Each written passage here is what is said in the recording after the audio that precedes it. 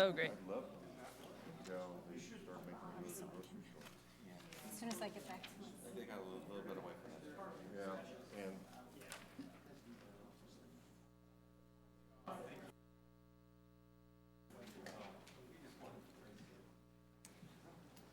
I have all kinds of Jeff questions.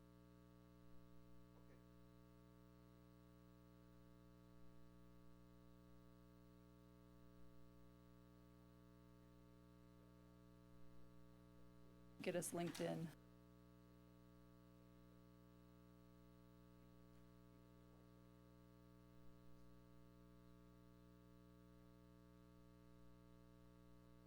Ready, Jennifer? Okay. I'd like to call the meeting of the West Sacramento Planning Commission, March 18th meeting to order. Before we start with our Pledge of Allegiance, I want to welcome those of you here tonight, and I also want to thank my colleagues for supporting my election in absentia. I will never miss another meeting.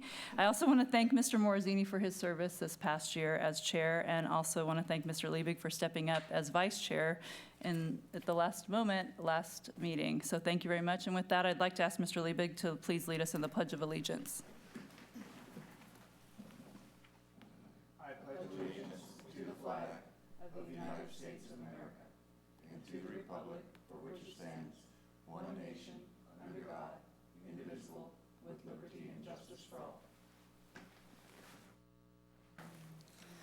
All right, thank you very much. I'd like to start with presentations by the public on matters not on the agenda, but within the jurisdiction of the commission. We currently have no request to speak. However, if you're planning to speak on other items before us this evening, we have yellow forms at the entrance to the chamber, and those can be given to Jennifer Schmidt, and we ask that folks keep their comments to 3 minutes. And please, no applause. We like to have civil, or cat calls. We like to have civil discourse here. And I also would request that any forms for speaking arrive to us before the end of the staff reports for those items. Next, the consideration and approval of the minutes from the February 18th, 2010 Planning Commission meeting. If there are no corrections or additions, I'd like to call for a motion, please. I'll second. Thank you. Moved by Commissioner Morazzini, seconded by Commissioner Ledesma. All those in favor, please say aye. Aye. Opposed? I'm actually abstaining. I was not at that meeting. And I believe Commissioner Galvan, would you also like to abstain? Okay, we'll both abstain. Next, approval of the agenda order. We have one item that's been pulled from our consent agenda, item number 2. Are there any other requests to change the approval order? No, but Madam Chair, at this time, I will let you know that out of concern for the proximity of my residence to PD 46, I will need to step out of the room for agenda item 6. Is it 6? Number 6. 6. Okay, Thanks. thank you. All right. do you with want a motion on 2? I think it's okay. I think if we're not changing the approval order, I think we'll move forward. Is that correct? Okay. And then I'd like to turn over to Mr. Ricola, correspondence and staff communication from our city planner. Yes, thank you, Madam Chair, members of the Planning Commission. You have only one item of correspondence before you tonight. It was a letter that was just handed out from a citizen, Linda Pumala, talking about praising the Planning Commission on how well and professional they conduct their meetings, and making a comment regarding another meeting that they recently attended, which was not done as professionally. So it was nice to know that we're doing a good job, and it's appreciated by members of the community. City Council last night considered 2 items that had been previously before the Planning Commission. Sandra White presented a report on the zoning changes on commercial coaches and signs in a workshop format. Did get comments, and that item will be rescheduled for public hearing in April.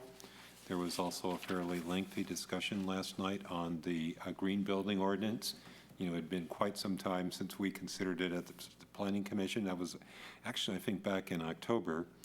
There was considerable discussion last night about the green building ordinance as to whether or not to push forward with the state Build It Green ordinance that the state has been working on, or whether or not to go to a lead and Build It Green. And that item, the council asked for some additional information before that item be brought back to the city council. Also, since our last meeting, at the request of the Planning Commission on Tuesday, March 9th, we met with the community on the commercial vehicle issue. There were approximately 50 community members present at the meeting. I think, well, we found the interchange between our residents helpful, and we'll be back and reporting to you in more detail on April 1st as to what actually occurred at that meeting and what we're likely to do in moving on. Additionally, this Monday night, I attended a meeting of the Code Board of Appeals, which considered the appeal by Carolyn Reck in regard to Frank the Doris case. As you recall, the Doris case involved two issues. First of all, it involved the issue of whether or not the use on his property constituted a truck yard, and then there was also an issue that she appealed regarding the truck route, and the Board of Appeals unanimously granted the appeal of Ms. Reck. So there is a possibility that the appeal and the issue on the truck yard could be referred back to the Planning Commission by either the appellant or the respondent at a later date, but we will be talking about that issue in the near future. Also, if those of you have driven by, I know the Planning Commission, Mr. Moore in particular had asked about the house on Jefferson Boulevard, and you probably will note that as of last week it has been demoed and taken down. I saw that, yeah. So we wanted to report back on that as well. So with that, Madam Chair, that concludes my brief report tonight. Thank you, Mr. Ricola. I'd like to move on to the disclosure of ex parte communications. This is when members of the Planning Commission share with us that if they've had any prior communications with any members bringing items forward to us. Any disclosure of ex parte communication at this time? Madam Mr. Chair, Liebig? Your choice. I'll start. Thank you.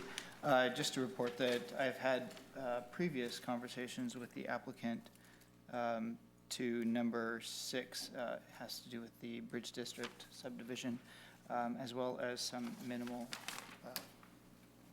email correspondence recently. Okay, thank you, Mr. Liebig. Mr. Ledesma? Yes, I did have a brief discussion with the applicant on item 6, the Bridge District Riverfront. All right, any other commissioners? As Mr. did I. Morzini? Okay. Madam Chairman, I also had a conversation with the applicant on item number 6. Thank you, Mr. Moore. All right. You get me down there, too? I heard, thank you, Mr. Morzini as well. We'll move on to a consent agenda. Are there any questions at this time for either items 1 or 3? If not, I'll ask for a motion to approve the consent agenda. Madam Chairman, I'd make a motion that we ratify the zoning administrator action on items 1 and 3, and note that we're moving item 2 to April 1st. Second. All right, moved by Mr. Moore and seconded by Mr. Liebig. All those in favor, please signify by saying aye. Aye. Aye. Opposed? All right, we'll move on to item number 4, which is an appeal of the Planning Division's determination regarding building permits for 620 Sutter Street.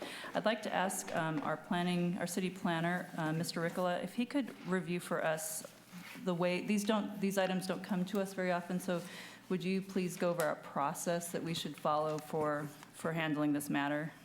Okay, I'm going to suggest a process tonight that is basically of 7 steps, and of course it can be modified by the Planning Commission as they choose. First of all, we'll have Ms. White present the staff report. Then we'll have questions from the Planning Commission to the staff based on the staff report that was presented. And then there would be a presentation by the appellant. You can limit the time of the appellant, but or not, based on your choosing. We suggest that that be a period of somewhere of a limit between 5 and 15 minutes. And then take public comment. It is not a public hearing. Does not appear to be people in the audience who wish to comment on that, but at your choosing, you can limit the amount of time of public comment. Then would suggest that there would be staff response to the appellant and any public comment that was received. And then allow the appellant to respond to the public comments and information that has been commented on by the planning commissioners, and then finally a deliberation and action by the planning commission. And based on the action of the planning commission, we'll summarize the appeal rights of the appellant based on the decision. Does that works for me, but does the commission agree with that process? Okay, Yes. I see nods. So we'll move forward. We'll ask, is Ms. White? Okay, thank you. Good evening, Chairperson Sandine and members of the Planning Commission. This is an appeal of staff's denial of building permits to expand a non-conforming use in the M2 zone for property located at 620 Sutter Street. The property is developed with a 1,384 square foot residential structure. That structure has a patio cover that wraps around the front and the side of the building. Also located on the site is a 1,200 square foot metal storage building. The patio cover and the metal storage building were constructed without building permits. The applicant submitted building permits to legalize these improvements based on code violations. The applicant also submitted building permits for a new patio cover proposed at the rear of the building. Staff denied the building permits for these improvements because the zoning ordinance states that non-conforming uses cannot be expanded, enlarged, or intensified. I laid out the history of this project in the staff report, but this all began in August 2007 when the building division posted a stop work order for the illegal construction of the patio cover and the metal storage building. Since the property owner failed to obtain building permits, code enforcement opened a case on this property on January 31st, 2008. And the property owner was cited for the illegal construction of a patio cover, a carport, and a metal storage building, the illegal conversion of a single-family home to offices, allowing businesses to operate at the site without business licenses, and incorrect addressing information posted on the building. Since the metal storage building had been constructed too close to the side property line, the property owner was required to get a zero lot line agreement, which was executed and recorded in September of last year. Staff from Building, Planning, and Code Enforcement met with the property owner on June 17, 2009 to discuss the case and establish a timeline for resolving these concerns since progress was not being made to deal with these issues. The property owner agreed to submit building permits 2 weeks after we met on June 17th. However, building permits were not submitted until November 12th of 2009. The applicant submitted 2 building permits. One building permit involved the residential conversion and the existing patio cover. The applicant proposed to convert the single-family home to 5 offices. The second building permit involved the existing metal storage building and the 324 square foot carport. When planning reviewed both building permits, the applicant was informed that full compliance with all site improvements was required since the floor area ratio was increased to more than 50%. And since the single-family residence was being converted or proposed to be converted to commercial use, this triggered compliance with engineering standards as well. On December 18, 2009, the applicant withdrew and canceled the building permit for the residential conversion. The property owner indicated that the required improvements were deemed to be too costly and that the building would remain as a residential structure. The building permit for the metal storage building, however, was not canceled, but the carport has since been removed from the site. On January 7th of this year, the applicant submitted a building permit for the patio cover that exists, that's, around the front and the side of the building, and also a building permit for a new patio cover proposed in the rear of the building. I need to stress that new patio cover has not been constructed. Since the applicant changed course and decided to use the building and land for residential purposes, staff denied the building permits for the patio covers and the metal storage building. Staff sees this as an expansion of a non-conforming use, which is not allowed in the zoning ordinance, as I had earlier stated in my presentation. And one could argue that the site is too small for any type of any residential development to occur, that the existing improvements don't impair the integrity or character of the neighborhood, and actually improves it. And if you go out, if you have seen the site, it is, we recognize that it is an improvement on the site. One could also argue that it would seem to be sort of draconian to require the property owner to remove these improvements, and that it would serve no useful purpose, and therefore these improvements should remain. And these are all very plausible arguments. But the intent of the non-conforming chapter in the zoning ordinance is to allow non-conforming uses to continue until they are either removed or cease, but not to encourage their continuance. And so therefore, the staff has, recommended that this represents an expansion of the non-conforming use of the property. If building permits had been submitted prior to construction, the property owner would have been fully aware of the city's requirements at that time. The applicant is essentially asking the Planning Commission to determine that the structures are not an expansion of the residential use of the property and allow the structures to remain. But based on the zoning ordinance, staff does not have any basis or findings that would justify this position. And in closing, I would like to mention that the Planning Commission's considered a similar appeal in 2003 for the Mecca Club. In this instance, the applicant had constructed a 600 square foot patio cover at the rear of the existing structure without building permits. Staff had determined that the patio cover represented an expansion of a non-conforming use. The Planning Commission ratified the zoning administrator's determination that the use was expanded in violation of the zoning ordinance. The applicant appealed the Planning Commission's decision, but the City Council upheld the Planning Commission's decision at that time.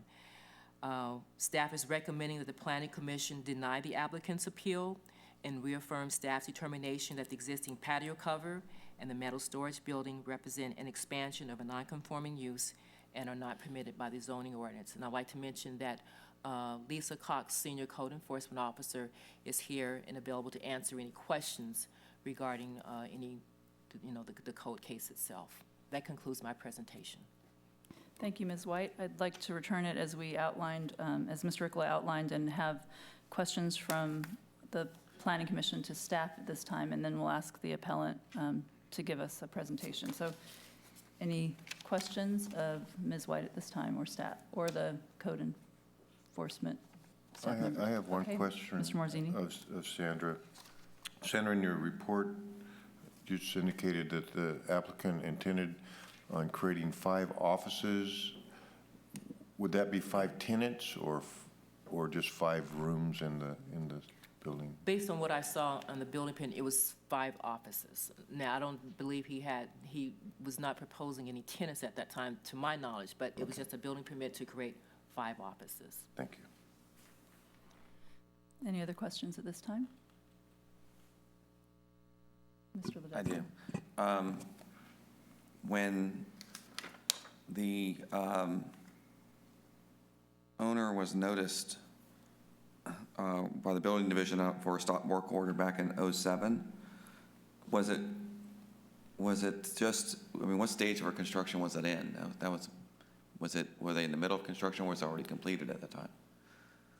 I We never believe, can recall. to my knowledge, they were in the middle of construction. I don't know if the metal storage building had been erected. Okay. I couldn't answer as to what stage they were at that time, but it was just noticed that there was some illegal construction occurring. And basically, and if there's an answer later after the presentation that you researched that I'd like to know that. Secondly, was when we do serve those notices, was it just the illegal because it didn't have a permit? So obviously that's one of the reasons you have stopped building division, but was it also were they informed at that time or later that it was a non-conforming use? Was it kind of?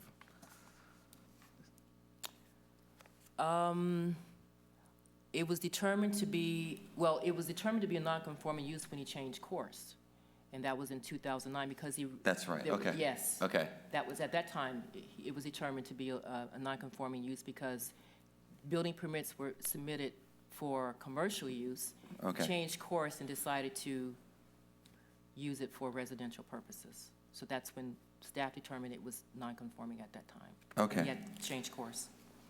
that clears a couple things up for me. Okay, thank you. Maybe I do have a Okay, one question. Mr. Moore? Thank you. Sandra, when it was a home at one time, then it became an office. When it became an office, it kind of conforms to what's in the area, correct? That's kind of what's out there. The use itself, Yeah, and some office uses are allowed in the M2 zone. yeah, okay. So then, if it was an office, then it could probably have the storage shed? Yes, If you it would could, yes. comply with what we wanted. What did we want that created it to go, make him want to go back to be a house then? Well, you have to, it's an M2 zone, Okay, and he submitted building permits for the conversion of the house to office uses. right. The metal storage building was already constructed. And so we weren't, how can I say it? He wasn't being forced to convert it. It had already been, he was already using it for commercial, he had been using it for commercial purposes. Right. And building, business licenses had been denied because there was a code case open on this. And so he had been required for a number of months to get the appropriate building permits to use it for commercial purposes. Which makes sense. I mean, that's part of what we do. But I said, at some point, you said that it was, he thought it was too expensive to continue? The applicant determined it was too expensive for him to convert it for What commercial. did we ask him to do that was, Well, I had mentioned in the staff report that there was a 50% increase in the floor area, so that kicked in full compliance with site development standards such as landscaping, paving of unpaved surfaces, relocation of the existing fence, and also engineering standards required frontage improvements. Now, in lieu of frontage improvements, he would have been required to pay an in lieu fee, also upgrade the water and sewer and drainage for commercial purposes, for commercial uses. So that was, those were the improvements that were being required because he was now proposing to be used for commercial use. I mean, are we talking about running a water and a sewer line from West Capitol Avenue to his No, property? just connection. Oh, just connecting to Connection. them? Okay, because that was, Okay. Ms. Hamilton? So Sandra covered some of the improvements that would be required, but there are also building, fire, and accessibility improvements that would have to come into play. Converting a residence to a non-residential, such as an industrial or office use. So there was a fair amount to the building as well as to site improvements.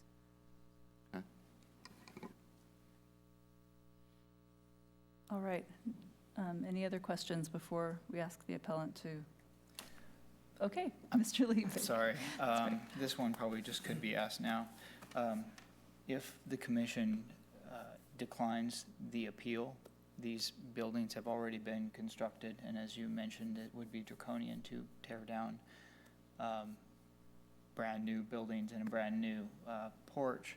But where does that put the applicant? And what is the process after? I had mentioned that that could be an argument that one could make, that it could appear to be draconian. If the appeal is, if you deny the appeal, the applicant would be required to abate the structures, remove the structures. Are there no other courses of action? Or he That could could be convert it taken. to commercial use. Converted to commercial? Okay, thank you.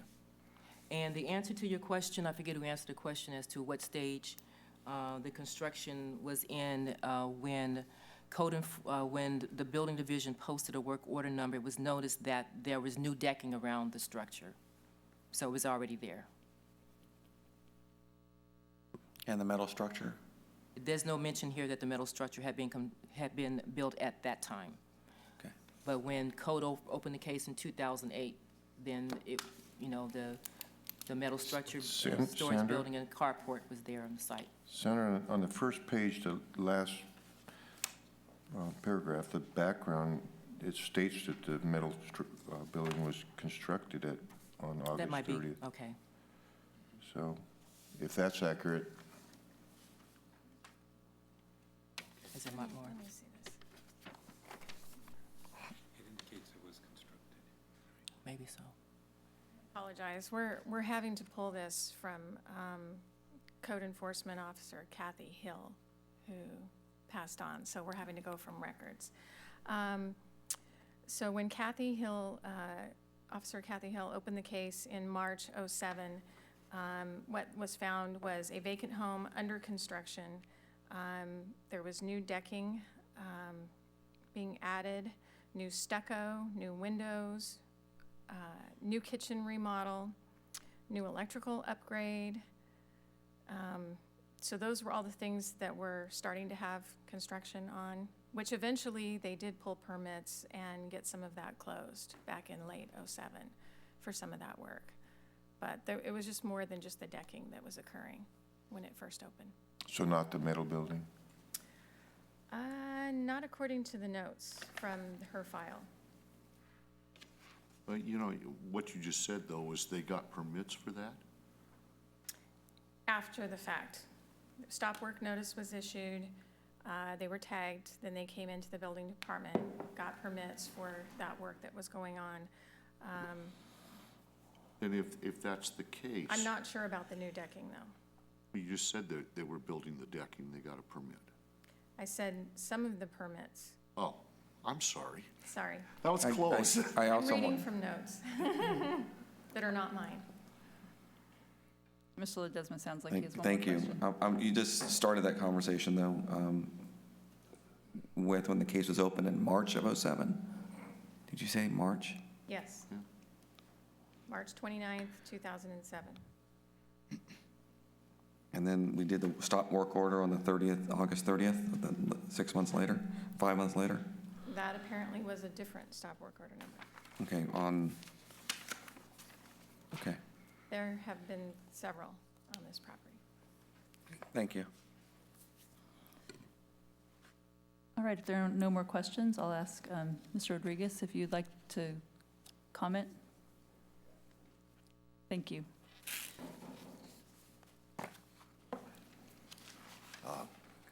Good afternoon. My name is Robert Newton. I'm the engineer of record. I've been retained by Mr. Rodriguez to bring the buildings and so forth up to date, Thank you, Steve. and that we have done. We've got submitted plans. They've been accepted as far as I can tell. They haven't went completely through plan check, but they have indicated that they would be acceptable. Maybe to explain some of the things that we have, Mr. Rodriguez, back a few, I guess, months now, he approached or he got in contact with Volt Telecom. They have about 65 people, and they were willing to rent his facilities if he was to improve the appearance and have some kind of storage in their rear so they could keep their most expensive equipment inside. This is a communications firm, 65 people. It was a big coup for Mr. Rodriguez to get him to come to Sacramento. In the statement here, it says that he didn't provide them or have them an opportunity to get a business license. But the business license, they appealed or they approached the city a number of times to get a business license, and it was denied because of Mr. Rodriguez's problems. It wasn't that Mr. Rodriguez denied him a business license, the city denied him, and so therefore, this firm has left the city, 65 jobs, they're gone, they went to Stockton or someplace, and so now we have a vacant building, and we have further problems, and So it's sort of ironic that here we are in the midst of a depression, and we're running people out. And this sort of doesn't fit somehow. And so I was just wondering that the staff has done a fantastic job of writing this up. They did a real good job. It's only 2 items that perhaps they didn't cover thoroughly, like, for instance, the loss of Volt Telecom.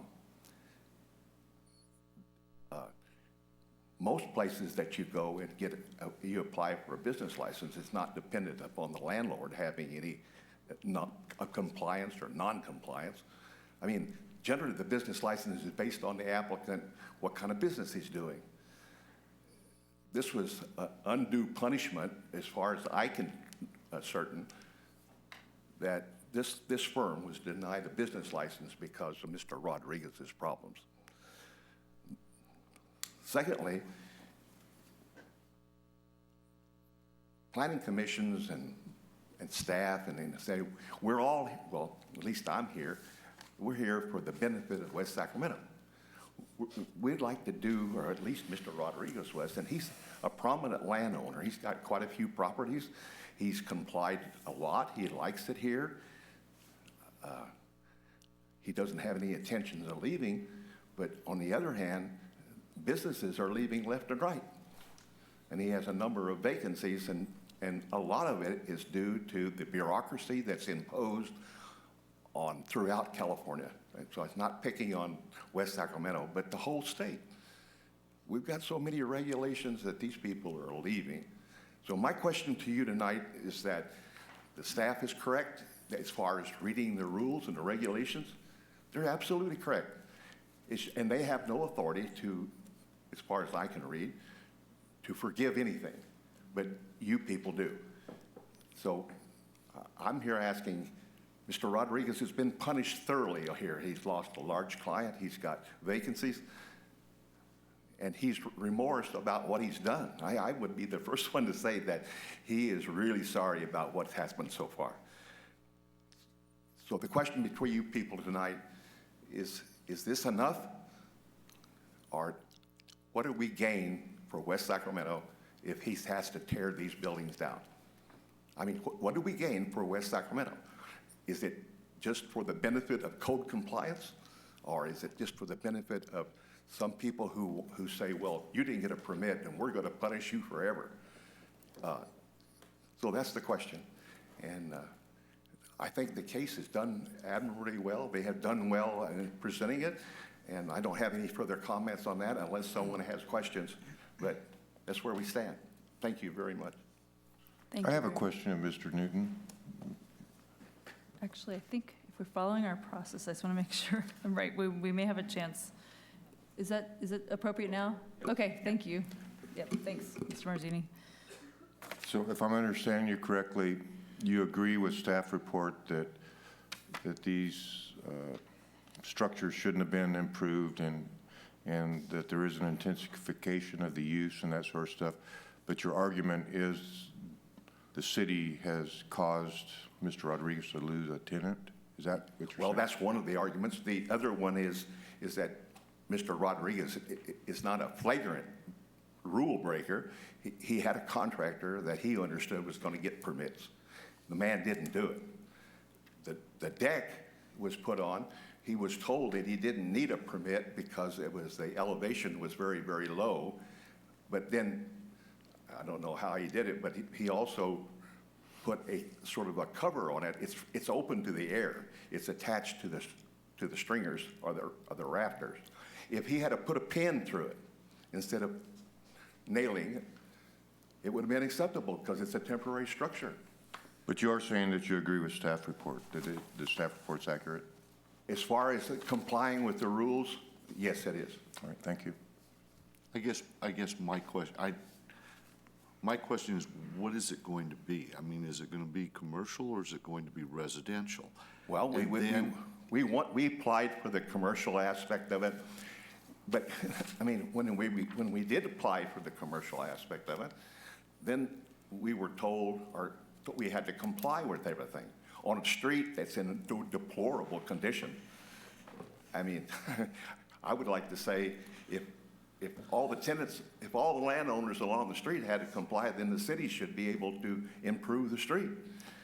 And the street know, is in but I deplorable think Mike- condition. Mike, but they didn't say anything about improving No, the street. I know they didn't. But I was going, if you make it residential, then you have the building in the back, then you've intensified the use. If you make it commercial, then the building's okay, except you have to comply with whatever Sandra said you have to comply Well, with. they want, the compliance requires for us to dedicate land to the city, it requires street, curb, gutter, and sidewalk, and adequate parking, which we can't apply because there's no frontage after they take the land. They want sewer lines and water lines, and for instance, for that little building, they want, I believe it's an 8-inch line for a Well, connection. she said it's all there in front of you, you just gotta hook onto it, right? Well, but you have to trench, and all the lines into the building are different sizes, so it's a major reconstruction in order to comply. If the building's not worth it, I mean, you know, one item that they ask us to do is worth more than the building. And you got 10 items you have to comply with, so you got 10 times the value of the building. Now, someday, if the streets improve, we can put a commercial, nice commercial building there, and it will be, you know, the pride of the neighborhood. But right now, this old building, it's not worth, it's not, you know. Yeah, but I'm sure that they wouldn't want you to put curbs and gutters and sidewalks. That wouldn't be Well, even you reasonable. have to put the sidewalks in, or in lieu fees, which means he has to deposit them. That alone is fantastic. Okay. Looks like Mr. Rodriguez would like to make a few comments as well. I'd just like to say Okay. that I don't want to blame the city for me losing a tenant.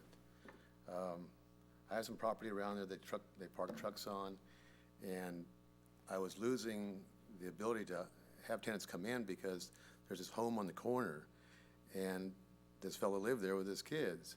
So finally, he got tired of all the noise of the trucks, and he approached me to buy the place or rent it to me or something because he couldn't stand it. So I took the property, tore all the trees down, and fixed it up to kind of match the rest of what I had done there on this little street, the green fences and all that type of thing. So I took a gamble with it. I'm not blaming the city. They have their rules. And Ms. Hamilton, she really helped me a lot. I'm not blaming anybody. Excuse me.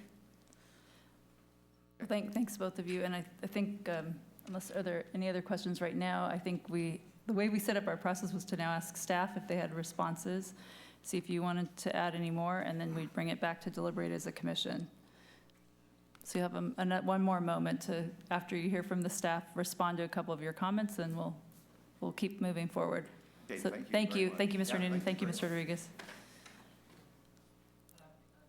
So, okay, thank you. Charlene and I will be making some comments, and she's going to address the business license issue, but we're not here to punish Mr. Rodriguez. It's just that when we review building permits, we look at the zoning ordinance and look what the zoning ordinance allows or does not allow, and our determination is based on a non-conforming chapter in the zoning code that says that non-conforming uses cannot be expanded, enlarged, or intensified. So I just want to make it clear that we're not here to punish Mr. Rodriguez. It's just that we're in a position where we have to make a call, and if building permits had been first submitted before anything had been constructed, Mr. Rodriguez would have been fully aware of what the city would have required. In terms of the frontage improvements, the engineering department was not going to require frontage improvements at this time, but require the property owner to pay in lieu fees. So I just want to make that clear. I think Charlene wanted to address. And then I just had a Issues. clarification on the business license, the first point. The tenants did not apply for business licenses to begin with. They did come in after the fact and apply. At that time, they were denied based on the fact that they were occupying a residential structure. And that is a change of occupancy, which under the Building and Fire Code requires certain upgrades. So that is the history on the business licenses. All right. you have another chance if you want to add anything. I'm not sure. Okay, I'm not going to compel you to do that. And then I guess it brings it back to us now for discussion, and if we have any other items we need to understand. I'd like to call on any commissioners for their comments in terms of deliberating this issue. Mr. Liebig? Okay.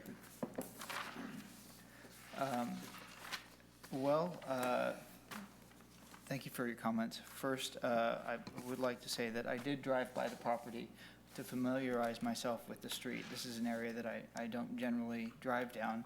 I would say it's an area most people generally don't drive down, given the state of the street. The street itself is completely neglected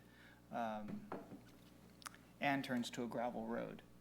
And I'm only bringing this up because of some of the requirements being put onto the property to be converted to commercial property. I think the conversion to commercial property was the right direction. It is an awkward spot for a residential home, especially with the truck traffic, as you mentioned, and it's gravel roads, dusty out there. And it is a very nice looking structure. Obviously, you put a lot of work into the steel or the metal building and the porch. The parking is paved. It's the only paving out there because the road, as I mentioned, was mostly gravel. I did spend a lot of time working with Sandra trying to come up with a solution because this is a very complicated one. In general, I feel that the correct path is for this property to go commercial. You've already taken it there practically with the look of it, the paved parking, and just the frontage, I guess, of the house. I don't think it's reasonable, however, to require frontage improvements along the street at this time, because again, it would be a sidewalk in the middle of nowhere where there aren't any other sidewalks. Parking, I do understand, you'd actually lose parking spots, 2, I believe, if I counted correctly. And that could be replaced with some landscaping. Getting to the heart of the issue, it is an expansion of use. I do understand that, and I even thought about, have you tried splitting the property, different things, which I'm sure you have, all of which can't really be dealt with tonight. Tonight is about the appeal. And I would say my comments would be that I'm in favor of this moving towards a commercial property. It is currently non-complying as residential, however, it was residential first, but now it's even less in compliance. And then if it did come back to the commission, I would be willing to postpone certain improvements to the ability, I guess, as a commissioner. So some of the street improvements, and I did, however, get the amounts on these. The total for the improvements for the water, sewer, drainage, frontage is $46,000. It's not a little amount, and I'm not sure what could be postponed, but I would be willing to postpone that to, I guess, the ability as a commissioner. But given, okay. That's about it. So my comments on the matter, however, is I will probably uphold, well, I will be upholding staff's decision on this with the recommendation that it does go commercial. So. All right. Any other comments from commissioners? Madam Chairman, I'll go Yes, Mr. next, I Marzini? guess. I think Commissioner Liebig has kind of hit on the essential parts of this. It's really too bad that the situation is where it is right now. All of this improvement has been done, and the house really probably isn't very suitable for a home because it's been intensified, and it doesn't meet the standards for commercial property. However, I do understand the need, the city need for from the conversion from residential to commercial, if that's what's going to take place, to meet the minimum standards. And I guess I would really urge staff to work with the applicant to get this done, if that's what they choose to do, because eventually it will be commercial. But our role here is just to determine whether zoning administrator made the right decision. And I'd have to say, based on the information we have and the testimony from the applicant and his engineer, that the use has been intensified. And so it can't stay a residence. And as far as taking the time to work with them, I'm sure staff would do that, but I'd encourage him also to explore any any alternative there is. But I think Commissioner Moore hit it on the head. It's either going to be residential or commercial. And if it's going to be residential, it can't be intensified. So the shop would have to go. And we did make a decision at the Mecca Club regarding the patio cover. And we deliberated long and hard over that, but that was an intensification of use. And I would agree that as benign as a patio cover may seem, it is an intensification of the use of the property. So I'd have to support zoning administrator action on this one, but encourage staff to work as closely as we can with the applicant to make this a suitable place for either a residence or for commercial property. Thank you. Mr. Ledesma? Thank you, Madam Chair. I'm going to agree with Mr. Liebig and Mr. Morzini on this issue. I think our task today is to look at the appeal and make a decision on that. And I think it is clear that this was an intensification of a non-conforming use. That's the key item here, as it's going forward as a residential. And the expansion of such puts it in that category. I do appreciate the property owner stepping in and making a few comments today. As I look back and just trying to find on the series of events, sort of where things could have changed. To be frank, there are ample times to try to find that this course could have been avoided. And it's unfortunate, and we're not here, I agree with staff, we're not here to punish you. But I think it is what my position is for businesses that may be coming in, or businesses who are looking to expand, we hold them to these same standards. It's just what the city has decided how we'll go forward on such matters. So, it's a level playing field. And if whether it's IKEA or whether it's a sandwich shop that comes in to make a business, we ask them to follow the same process with the same guidelines. And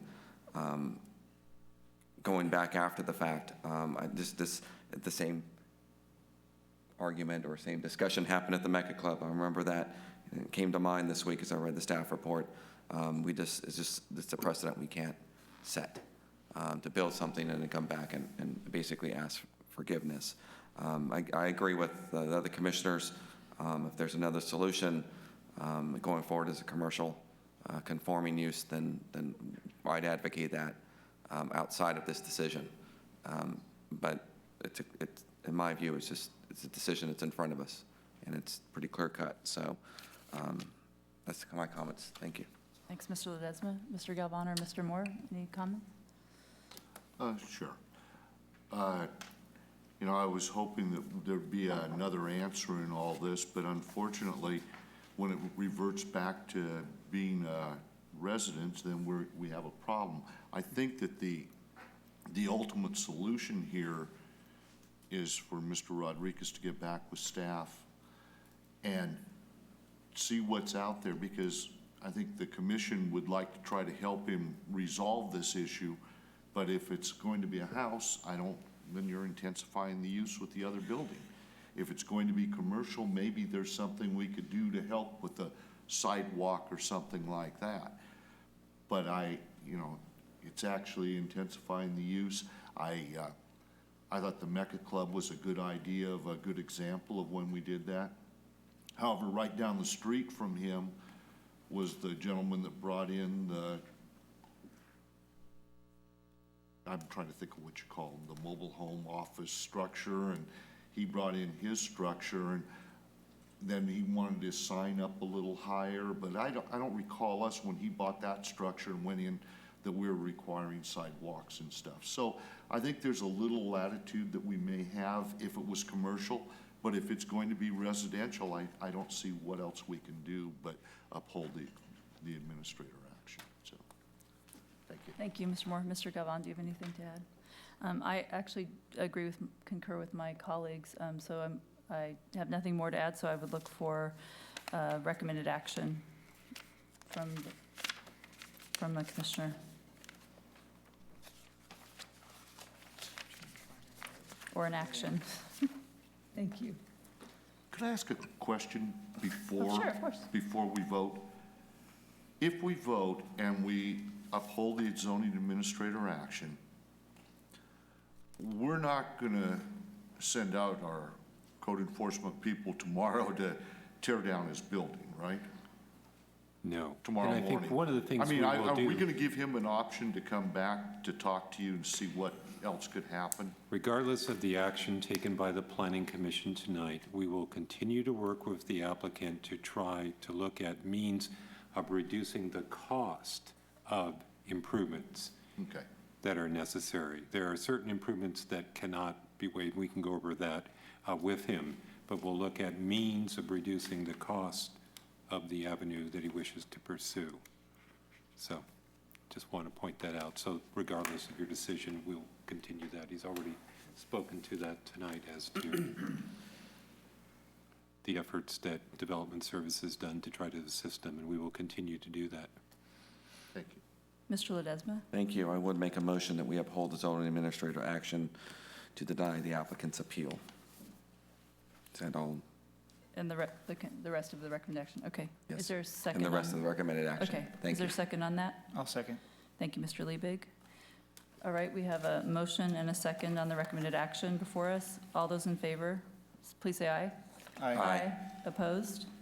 Hearing none, that motion passes unanimously. I believe that there is a denial appeal that can be made Yes, to there the is, and city let me council. read it. Thank you. Any interested party may appeal the decision of the Planning Commission to the City Council by filing a written appeal with the city clerk within 15 days of tonight's action and paying the applicable fee, which I believe is $100. Thank you. Thanks. And now we'll move on to item number 5, which is a public workshop on flood protection overlay zone. I believe Mr. Powderly is here to give a staff presentation. Oh, yes, that's right. I had wrote down, Mr. Liebig will need He to step actually out. said 6. He meant I said, 5. I wrote it for 6. I was listening to him, but I got the wrong item.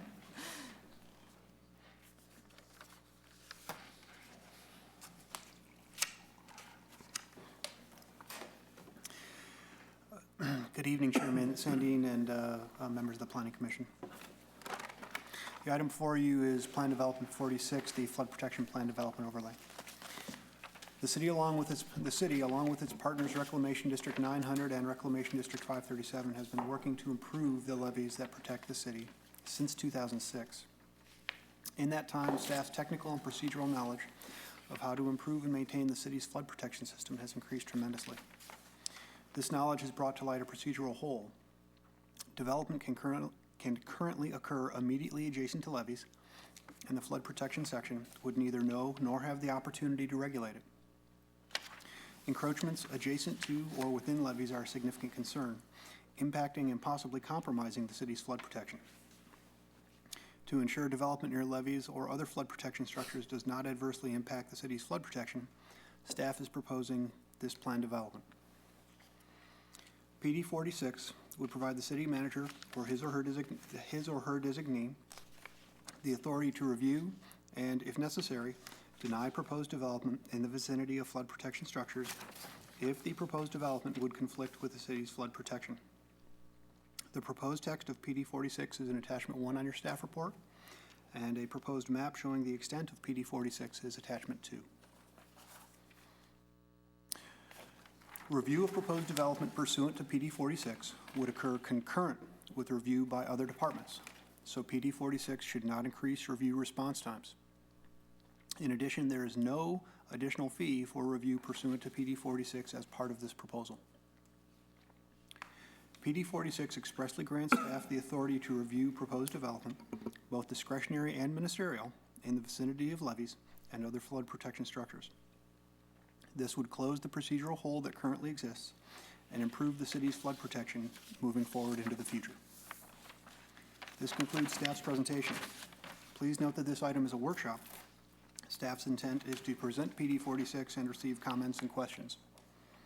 No action should occur on this item tonight. Thank you. Thank you very much. I do not have any request to speak on this item. Are you, okay.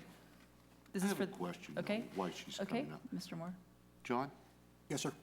is PD 46 the whole city? No, sir, it's not. Just, It is- I'm sorry? go ahead. It is anywhere within, up to 400 feet within a flood protection structure. Currently, the flood protection structures are all levees, to my understanding.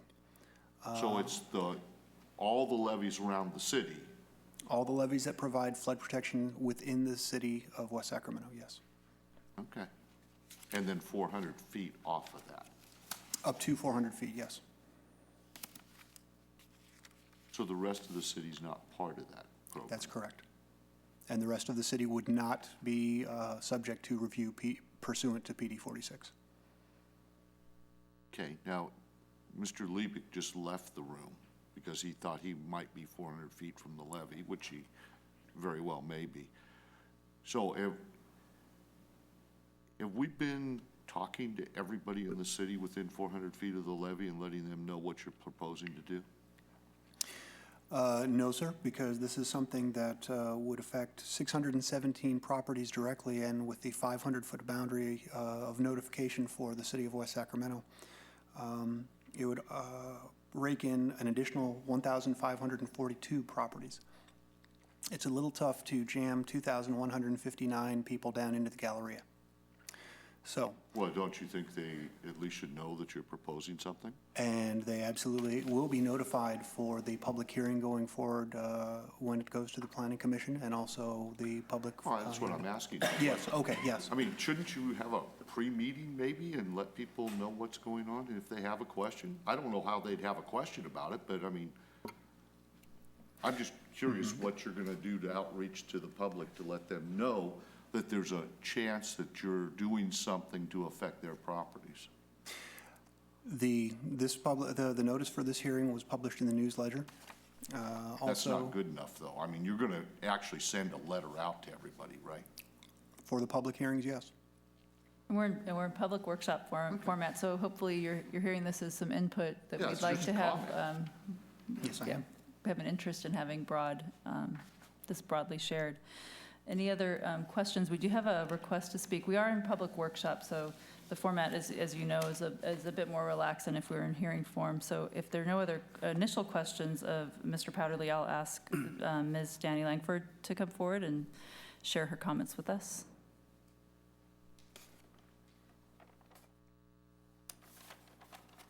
Miss me? Haven't Been so seen you. long, we thought you forgot the way down here. Oh, no. Health issues. First of all, good evening to everyone. Some of you, most of you know me. I am concerned because I don't feel the public's being informed about a lot of things, such as the trucker issue that recently came forward. I live in that area, and I live in this area. And honestly, I know I missed a lot of meetings. I have been keeping track on some of them, but I don't have DSL or whatever. I have dial-up on Davis Road. We don't have the snazzy internet where we can necessarily pull up anything that has to do with the city. I mean, it takes hours for my laptop to literally pull up anything. And I am concerned, I agree with Mr. Moore, that we need to outreach. I mean, we have city lights that you guys put out, monthly? And why are these things not being posted in there? Yeah, we need to make things look wonderful, sunshine and light, but we also need to be honest with people. People are going to respect you much more if you're honest with them. We've yet to have a safety plan. When we see trucks driving down our, South River Road with rock loaded on it, a lot of people get nervous in my neighborhood, as we should, because we're right there by the levee. We saw the boils, as you all know. We won't go down that road again. But the public's not being informed about a lot of issues, and that is a huge concern. I haven't had time to really look over and even digest this, but please do not insult the public's intelligence with having another workshop where you have 5 questions since everybody in the room. Now raise your hand if you're in favor of this, because that's what the trucker workshop was. Let's all raise our hands. I mean, come on, we're not in kindergarten. We're all adults that are dealing with these issues. So please have workshops that are informative. And like I said, put things in city lights. The ledger doesn't cut it, because frankly, I'm looking at the ledger today, trying to find your agenda because I couldn't get it pulled up on my computer. And it's for April 1st, because you guys have to do it so many days out. That's great. But people don't necessarily look at the ledger. We're not even discussing the press anymore because hardly anybody looks at that. And if it's a matter of money, trust me, it'll save you in the long run from lawsuits if people's properties are affected. Is dewatering going to be happening? I mean, again, I haven't gotten to digest any of this, but dewatering does, affect us. Our roads are torn up by trucks that have had to come out and put rocks in. We're not like Bridgeway Lakes. Davis Road hasn't been repaved in a number of years, and Northwest Interceptor tore the snot out of Davis Road, and it's yet to be fixed. And we don't need, undulations, because we have the work that those trucks put in that have messed up our roads so bad, which concerns me. So please do notify us and let us know what's going on, because you know how I feel about the levees. And I'm not alone. Thanks. Thank you, Ms. Langford. Any other comments or questions from the commission to staff, to Mr. Powderly, about this overlay, plan development overlay? Mr. Gavon. I have a couple of comments, and I'd like to echo Commissioner Moore's comments. I don't know if there's an opportunity to do some more public outreach prior to our hearing, maybe a community meeting. This is a large area. As I see this, it encompasses a large area, maybe a community meeting or two in different locations to make it more accessible. I'm not quite sure what some of this means, and I'm sure we'll get more into it, but some of these comments, earth moving, I'm not quite sure what does that mean, how much earth moving. I think people are going to want to know, how this affects them directly. The other question I had is on the appeal process. I'm just curious, maybe I'm just reading too much into this, what the intent is. It says, the Planning Commission shall hear and decide appeals when it is alleged there is an error in any requirement, decision, or determination made by the city manager. So does that mean that they can appeal any decision made, or it has to meet specific criteria? That language is straight out of a portion of the municipal code, and so I will defer to the city attorney, Mr. Mitchell. Nice duck, John. I think the answer is you may be reading more into it than is intended. I'm not entirely sure what was intended because I haven't gone back and looked at that. It probably could be worded more simply to say any decision is appealable. That's language that we use in a number of other places, and I'd have to go back and look at where this came from to see if there was a particular reason why this language was And I suppose it's used. important to have an appeal process for everybody, but does that mean that, we could get 30 pools you can't put a pool in because of whatever reason. We could be hearing 30 appeals regarding a pool. It does mean that, yes. Okay, see, that's Yeah, I think it's important that there be a process. If the city is going to be denying someone the right to put in a pool, for example, there does need to be a process for them to follow to make sure that their rights are vindicated. So, My comment on that section was, and I don't mean to interrupt you, Joe, but don't you think if the city manager has said no, that maybe the appeal process should go to the city council and not to us? I mean, just as a thought, you know, that we may not want to overrule the city manager. The Just typical. thought process, it's workshop, remember? Understood, yeah, and that's absolutely fine. The typical procedure that I've seen for planning items is that the appeal goes to the planning commission before it goes to the city council. One of the things that John may have been responding to in drafting this is, in the past, there have been ordinances that referred to particular city employees who are not the city manager, but then we have a tendency to change titles from time to time. And so we've made an effort to try to standardize things and say city manager or his or her designee. It may not be the city manager, it might end up being Steve Rickola. But we kind of, rather than trying to peg a particular official, we're pretty comfortable, the city manager will always be called the city manager. I don't mind overruling Mr. Rickla, but Toby, I have a little problem with, you know, so, it's just a thought. Any other questions? Okay, I think Mr. Ledesma? Yeah, it was just a similar observation, so I appreciate your comment on the language, and it wasn't anything more than just as much as we have a zoning administrator and we have these designees or titles that make decisions they do come back to us. So, you know, my observation and reading through the language here was the absence of city council. Because in essence, I think the intent here in this overlay is to actually have a real solid policy, or that's not the program, or what is plan development. Basically, no one can do anything to those levies, and the bottom line is the city manager or his or her designee, there's not a whole lot of places to go. To me, it's pretty strong that we're taking this tack, which is a good thing, because it shows our seriousness towards protecting our levees and the city from flooding. So, you know, I agree with it.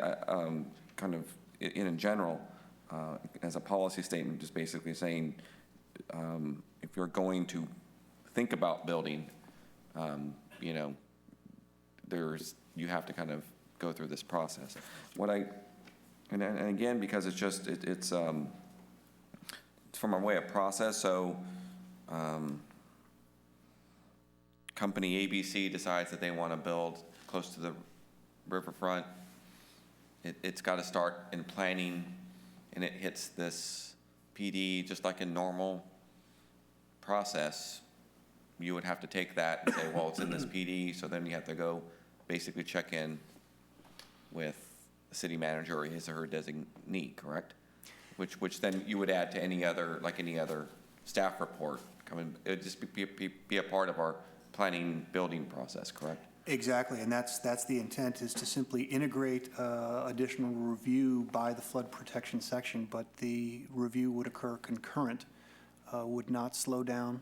It should be transparent unless the proposal is something that would adversely impact the city's flood protection. It should be transparent. The applicant shouldn't even know that it is there. Well, I think that might help get us to not just the noticing of this particular item that we have on our agenda, which I think is important, but just in future, as we actually put this into practice, just knowing that, and maybe you can articulate here, maybe you don't, because I don't think we want a whole lot of process in here, but just saying that this is how it will be managed through our normal building or planning process, and so it has concurrent review. Because I think when you read it as a standalone document, you kind of think, oh, great, this is just another thing I have to go apply for separately than what I'm going to do normally. Does that make sense? Yes, that's not something that made it to the workshop staff report, but that is something that I have in draft form, ready to go into the public hearing staff report. That's what I think it's just probably worth articulating in a small paragraph. Yes. That this is how it how it will be in practice. Because I think from the public's point of view, they want to know, I mean, if I'm sitting at home, I want to know that anybody that's trying to build anything close to the levees, there's going to be some checkpoint that we don't invade that 400-foot area. And that sort of will encapsulate that, any building. Now, if something happens after the fact, that happens obviously today, but again, it's just, we know that it's part of that process. That would be my only comment. Thank you. Mr. Morzini? Thank you, Madam Chairman. Thanks, John, for this report. In fact, this is something that is really necessary, and the timing probably couldn't get any better. I am presuming, however, that the majority of this overlay is necessary because we don't have the 200-year flood protection that is our goal, and this will allow mistakes to be avoided as far as development. For example, I think River Park, before that tentative map was approved, they modified it to move away from the Sacramento River levee a certain amount of distance, so that until the engineers determine just exactly what kind of improvements were going to have to be made, we wouldn't end up with conflicts. And I'm assuming then, once we get our 200-year flood protection, that this would probably be phased out for the most part? It's unknown at this time. It certainly may be, and it's staff sees it as a living document where based on the flood protection that is implemented, and especially as we obtain additional data regarding the design level data regarding the status of the levees, the boundaries may shift and the restrictions, the regulated actions may change. I don't know that I want to go so far as to say that I envision a day when it sunsets, when it phases out, because encroachments onto the levees are of a significant concern ongoing. They impact the maintenance and the operation of the levees. But it is certainly a living document that I think the specifics will be revisited repeatedly in the future. Thank you. Now, this indicates that jurisdiction is up to 400 feet. And looking at the overlay attachment 2, there are some areas where it isn't. And I'm assuming, like, for example, where Bridgeway Island, Bridgeway Lakes abut to the Deepwater Channel, that looks like that stretch is narrower than it is on the areas that aren't developed yet. And there are some other, Stone Boulevard, for example, the houses that abut to that, it looks like there's a little indentation. Those lots are so small on this map. So I'm assuming that that number was just a comfortable number to use, 400 feet. Yes, and that's why we specified up to 400 feet. Are there other agencies that are going to be within this overlay that will be under our jurisdiction, like the Corps of Engineers or the state of California? And if so, would they be required to go through the same process? Not the Corps of Engineers. They've, on a different issue, they've made it explicitly known that they do not need to follow local rules or regulations. However, those agencies do have jurisdiction. The Corps of Engineers and the Central Valley Flood Protection Board do have jurisdiction in the vicinity of the levees. They have not necessarily been letting us know of things that are occurring in their area, and we are working to improve that communication. It's an organizational change that's been occurring with the ongoing levee improvement program. If they propose to do something, yes, we are going to be reviewing it, but we're going to be working very closely with them, just like we would be working very closely with an individual homeowner who has a proposal to develop something adjacent to the levee. So could you use like memorandums of understanding or something like that on individual projects, just so that we stay in the loop? But I would presume that the city is notified of any governmental agencies' construction activity within our city limits, aren't they? We do receive construction notices from various governmental agencies, yes, sir. Okay, and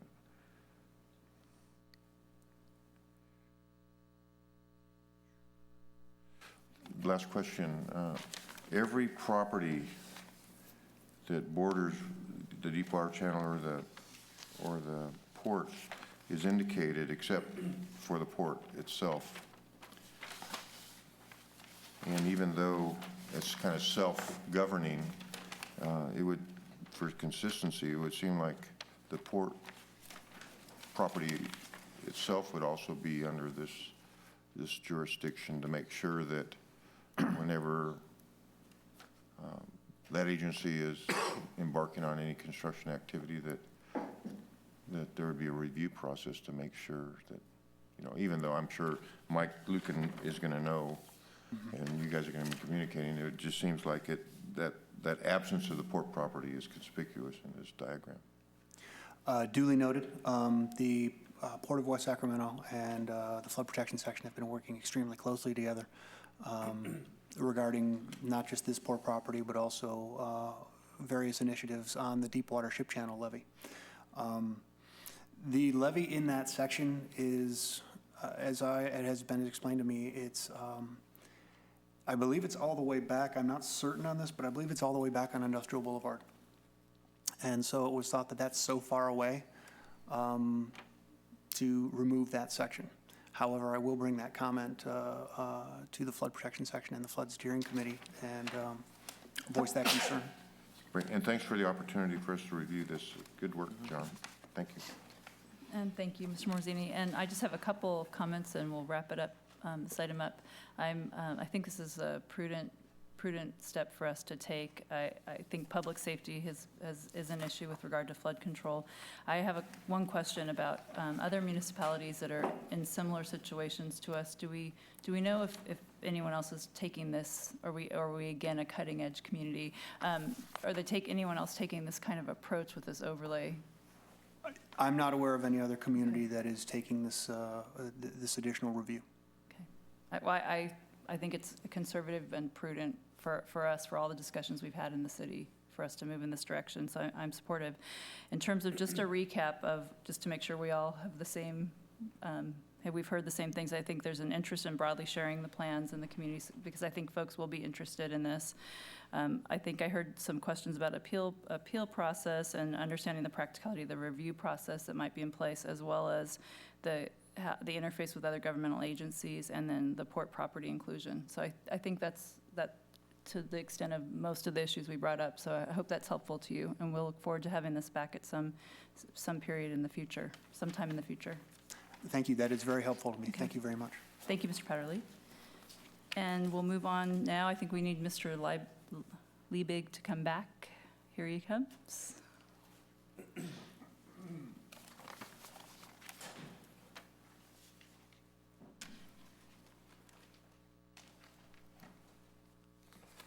Welcome back.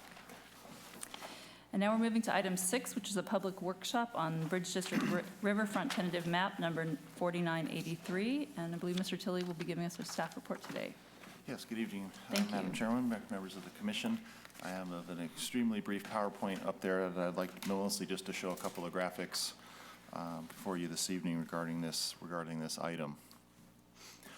So as you mentioned, we are here in a workshop tonight regarding a tentative subdivision map that has been filed on property located in the Bridge District.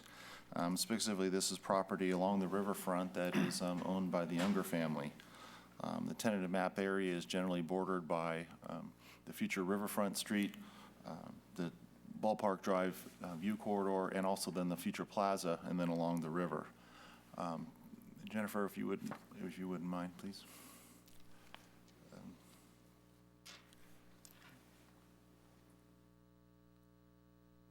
Okay, thank you. Thank you. I wanted to kind of reintroduce the Bridge District specific plan briefly to the commission. This is obviously was considered by your commission last summer and fall, and ultimately was approved by the City Council back in November of 2009. And since this is the first project, entitlement project that's come to us since that plan has been adopted, it's principally why we wanted to workshop this for you this evening.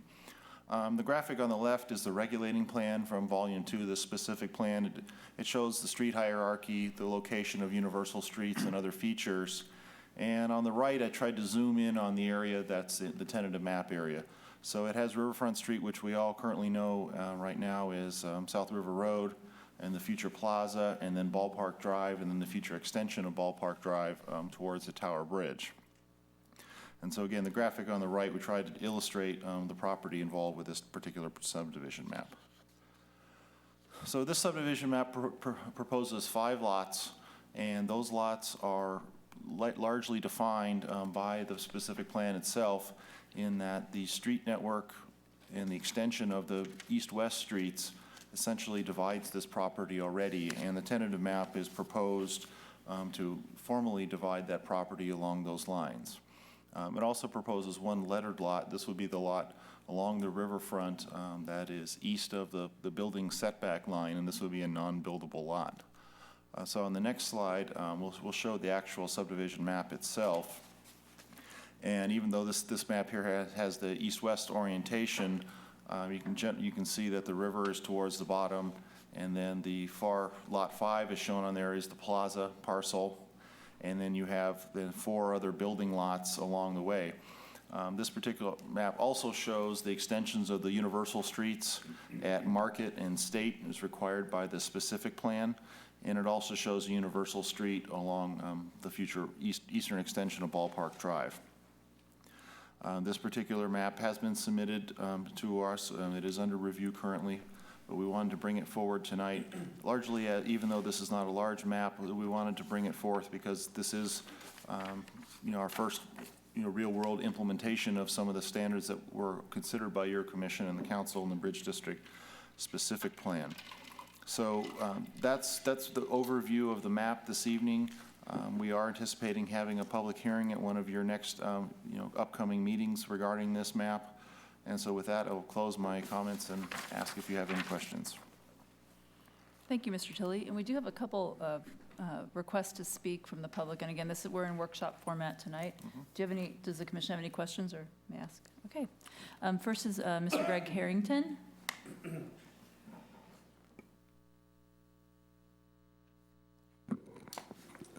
Good evening, Commissioners, Chair Sandine. I'm Greg Harrington. I'm with the Bridge District Riverfront LLC, also known as the Unger family.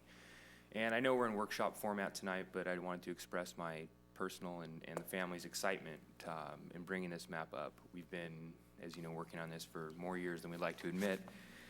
And Dean is personally very interested in seeing the property subdivided and actually building something someday soon. I think during the past year, the property owners, all the property owners in the area, staff, commissions, council, pretty much have really rolled up their sleeves and done so much good work. We've done major things, starting with the relocation of all the people in this room have done things. Moving Cemex was huge. I mean, getting rail lines off this property it's just unbelievable the difference it makes. Getting the Prop 1C grant. What else do we have here? Revised specific plan.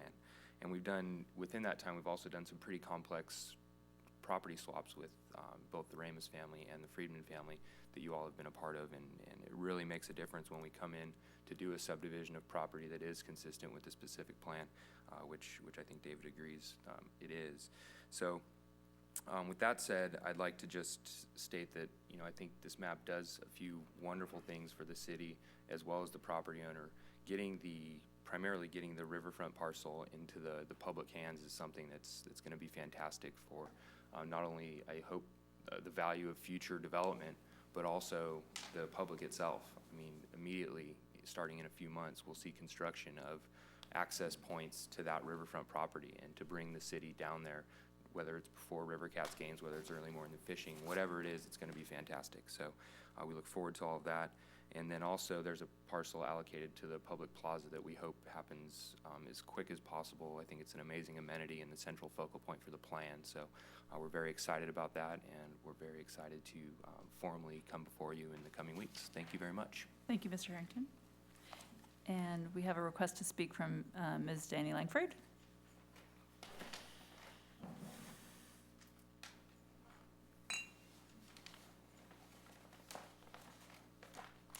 Again. I just have a couple of questions actually. Lot A, the one that is supposed to be given back to the city and used for, I'm guessing, a park and access to the river, it's really hard to read this. Yes, I'm getting old. I have progressive bifocals, but how big is that? Does that go along the whole area? Is it that little bitty area right there that's shown? Can somebody show me on the overhead map, maybe? And how, as far as, I mean, don't get me wrong, I think that this is actually where the high density goes. We've said that 100 times. This definitely is where the high density goes. But it's kind of hard to understand. Is it just that little bitty area kind of in the middle of the map that says Lot A?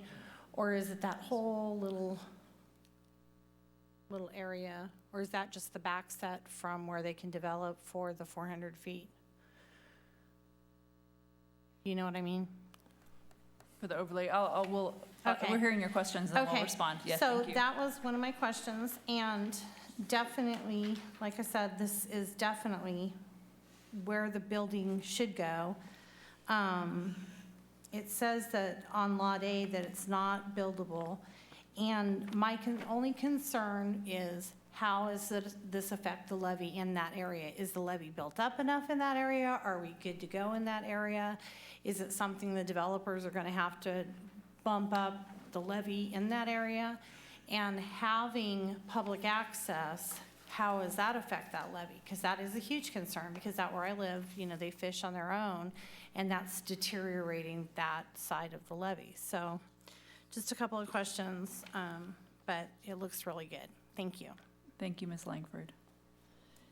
Ms. Schiller, you want to respond to those? And we probably have some more questions and comments from the commission as well. Again, we're in workshop format, so. Yes, the Lot A is, as Ms. Langford was correct, that is a non-buildable area. That area is all east of what's known as the levee crest line, and where the Central Valley Flood Protection Board has said, you know, where you can build and where you cannot build. What's shown on here is a 20-foot wide path for the future promenade, and that is has been part of the plan. That would connect to the north and all the way to the south, and then Lot 5, it would be the plaza itself. In this area, you know, the Lot A, you know, this actually goes into, you know, down to the high water mark of the river. And so this is a very large area, but this is all non-buildable. And the building setback line, as shown is shown there in the dashed line across there. That is the magic 58-foot setback from the actual crest line of the levee, where building can begin at that 58 feet. Eastward of that magic line, no buildings or other types of structures will be permitted by the Central Valley Flood Protection Board. Not only is this path, and we'll do an interim path and ultimately a full promenade, not only is that designed to provide public access in this area, but that also is designed to provide access for levee maintenance and flood fighting in those events. So it really would serve a dual purpose in this area, but it will be, you know, submitted to the flood board as a flood fighting tool that also provides public access. So there's been extensive work throughout the city on levees, as we all know, and this is an area generally considered to be high ground. There may not need to be many improvements in this particular area as compared to other areas. I hope that answers Okay, just the majority of the questions. Thank you, and I'll turn it to the commission for questions or comments. Okay, Mr. Moore, thank you. Yeah, there's not many questions to this, but Mr. Powderly already left, so how does PD 46 affect us approving this map?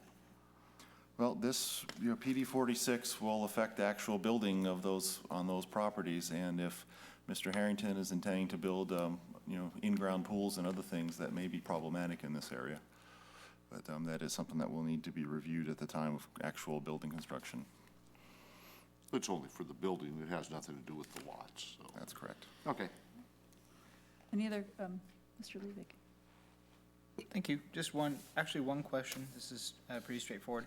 Lot 3, you have two universal roads flanking the sides, Market Street and State Street. Yes. In your first slide on your presentation, there was also a universal road connecting the two adjacent to the path. Is that being abandoned, or are we?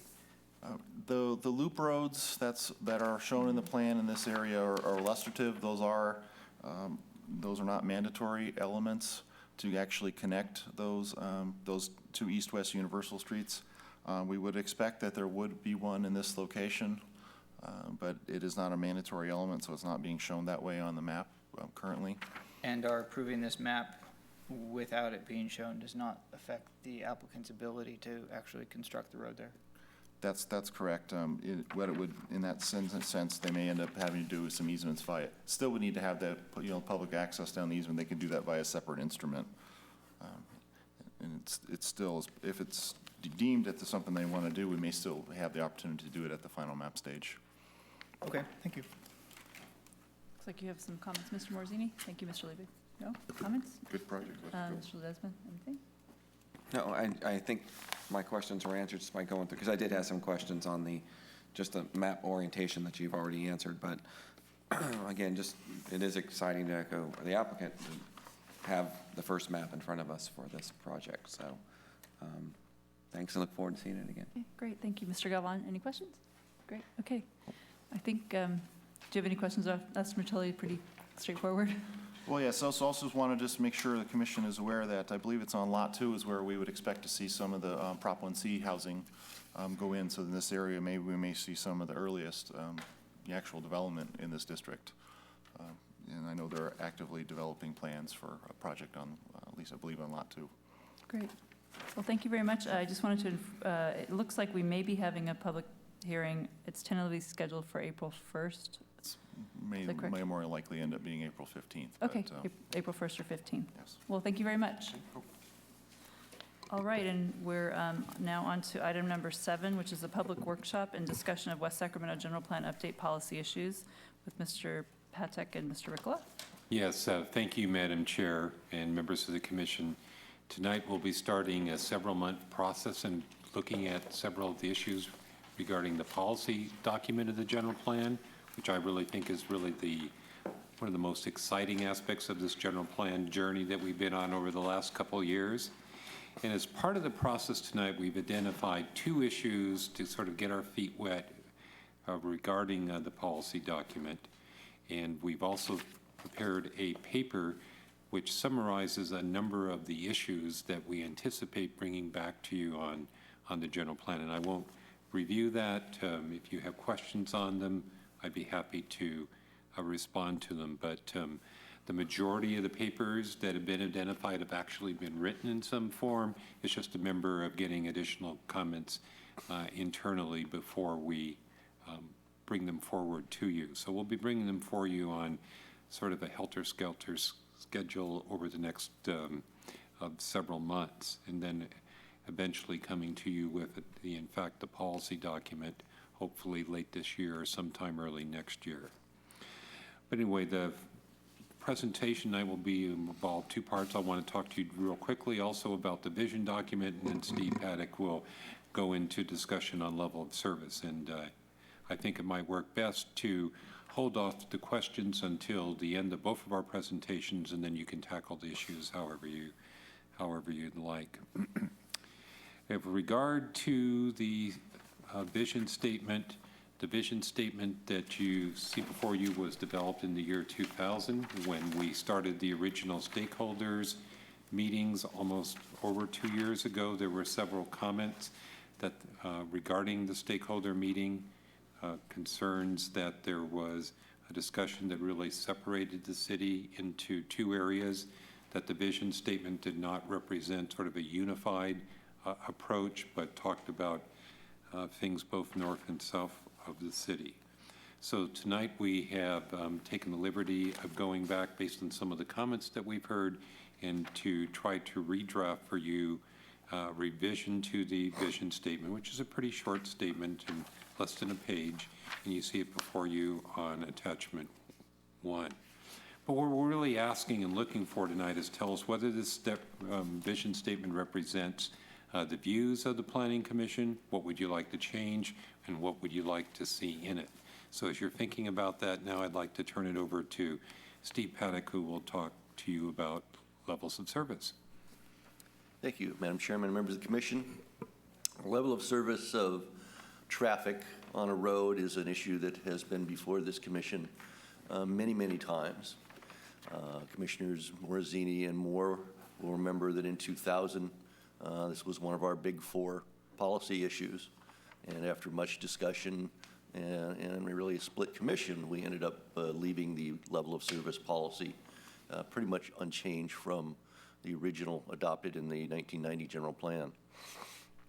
Very briefly, in terms of level of service A means where is everybody?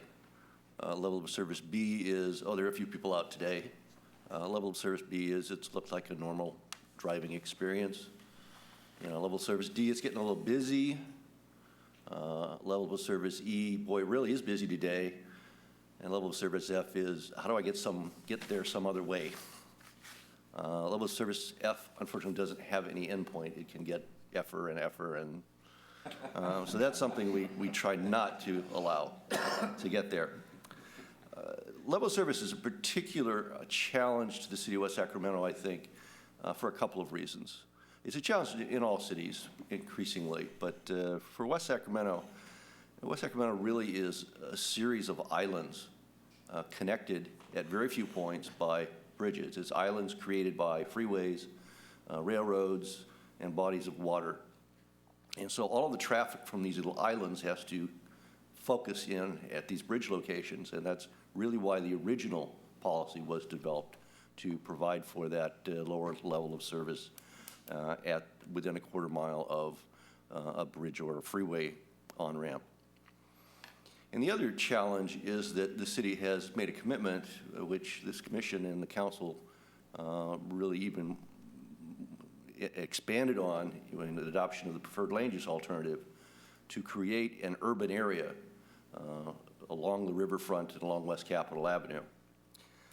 And one of the dynamics of an urban area is a successful urban area is always congested. If you find an urban area that meets level of service C, you will find an unsuccessful urban area. The reason for that is, as we begin to apply, as the traffic begins to increase, you have more density, you're going to have more traffic. It's simply the way it is. We begin to try to fix these things. We try to increase the capacity of the intersection. And I'll go through a couple of examples.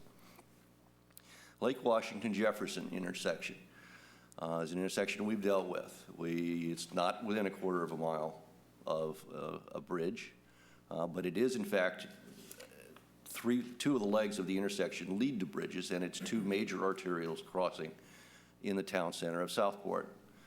And in the Southport Framework Plan, we said we wanted the town center to be pedestrian friendly. So, with considerable engineering, we have managed, and what we've also found is that about 2/3 of the traffic on Southport wants to go up Jefferson through this intersection. And so the solution, which we have gotten to, which is a level of service D, was achieved with triple left turn lanes eventually, northbound Jefferson onto Lake Washington, triple left turn lanes from Lake Washington onto northbound Jefferson, free right lanes. And essentially, it's a pretty big intersection right now, and it's going to get bigger. And if you were somebody coming down from Arlington Oaks wanting to walk to the town center, you're going to be facing a pretty intimidating intersection. Another intersection we've dealt with recently is Tower Bridge Gateway and 3rd. And designing that intersection is really right at the crosshairs of our future urban, downtown scale type environment that we're trying to preserve, our pedestrian transit-oriented environment. And the first run through with the traffic engineers for coming up with a solution that met level of service D for that intersection included double left turn lanes off of Tower Bridge Gateway onto 3rd going north, double left turn lanes from Tower Bridge Gateway from the bridge south onto 3rd. They'd really like to see a free right going up 3rd northbound onto the bridge, except there's just physically not enough room before you hit the bridge abutments to do that. And we pretty quickly realized this is not going to be a pedestrian-friendly intersection. And so we had to go back and play with some things, and we made it work because we didn't allow people to do a lot of turns. And so this is the kind of thing that we're dealing with. The solution to getting a better level of service is provide more lanes, which makes it harder and harder to make successful pedestrian and transit friendly. we've provided some options. First option, obviously, just leave things as it is. We've managed to kind of work around over the years. In some cases, we've made findings that, of overriding considerations, that we just can't meet that policy, and therefore, but for other reasons, we need to allow for that. The bridge environmental documents, we've really cranked in transit assumptions, and for the most part, we're able to get close. There are going to be some other areas in the future in Pioneer Bluff, for example, which aren't going to be within a quarter mile of a bridge or an on-ramp. But we looked at this 10 years ago, and that was the option we chose. Option 2 is to look more citywide and just relax it citywide. Say, okay, we're going to live with a level of service D throughout the city, realizing that's not really that awful, and then E within 1/4 mile of the interchange or bridge. Option 3, one of the truths of things is it's pretty easy to meet a level of service C on a local road or a collector. It's just generally going to happen because there are not that many, there's just not that much traffic being fit into those. So that really can be met. At worst, maybe you do have to add a turn lane to them. The D, for major arterial streets, again, because almost all of those kind of focused, we only have a few of them, and therefore they collect more traffic.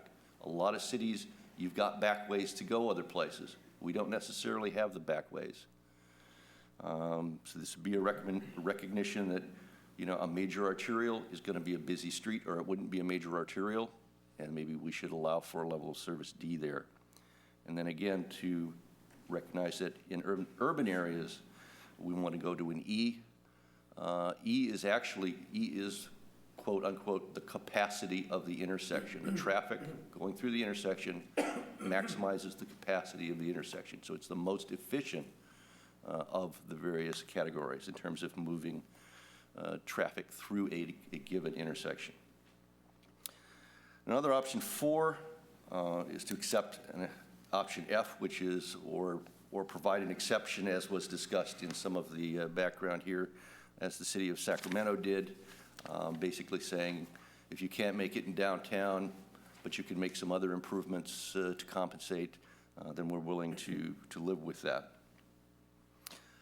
I've probably written 5 or 6 other different policy options that will boil down. There's certainly no, I think one magic bullet here, but I think what we're really trying to do is kind of recognize the unique characteristics of how this city is physically built and the fact that we're trying to really establish some fine pedestrian-oriented urban areas along the riverfront. I'd be happy to answer any questions. Thank you very much. Again, we're in workshop format on this. We do have one request to speak. If there are no questions right now of the commission, I'll ask Ms. Langford to come and.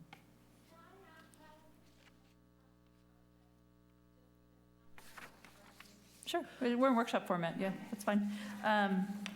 I'd like to actually, though, break the discussion, if it's easier. I'm a kind of a linear person, so to have the vision statement, have us have a discussion about that, and have us then have a discussion about level of service, because I think the question before us tonight is if we were giving direction to staff about what to pursue, I think giving them some, now we have 2, okay.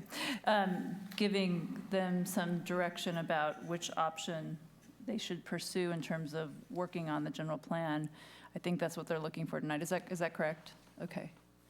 And so Steve, Mr. Rickel, you're looking for some concurrence or support or additions to the vision statement? Well, yes, we're looking for that, as well as looking at the staff report that we identified, and do those appear to be the right issues? We think they are. Okay. If there's any order that the Planning Commission would like to see them in, that will help us.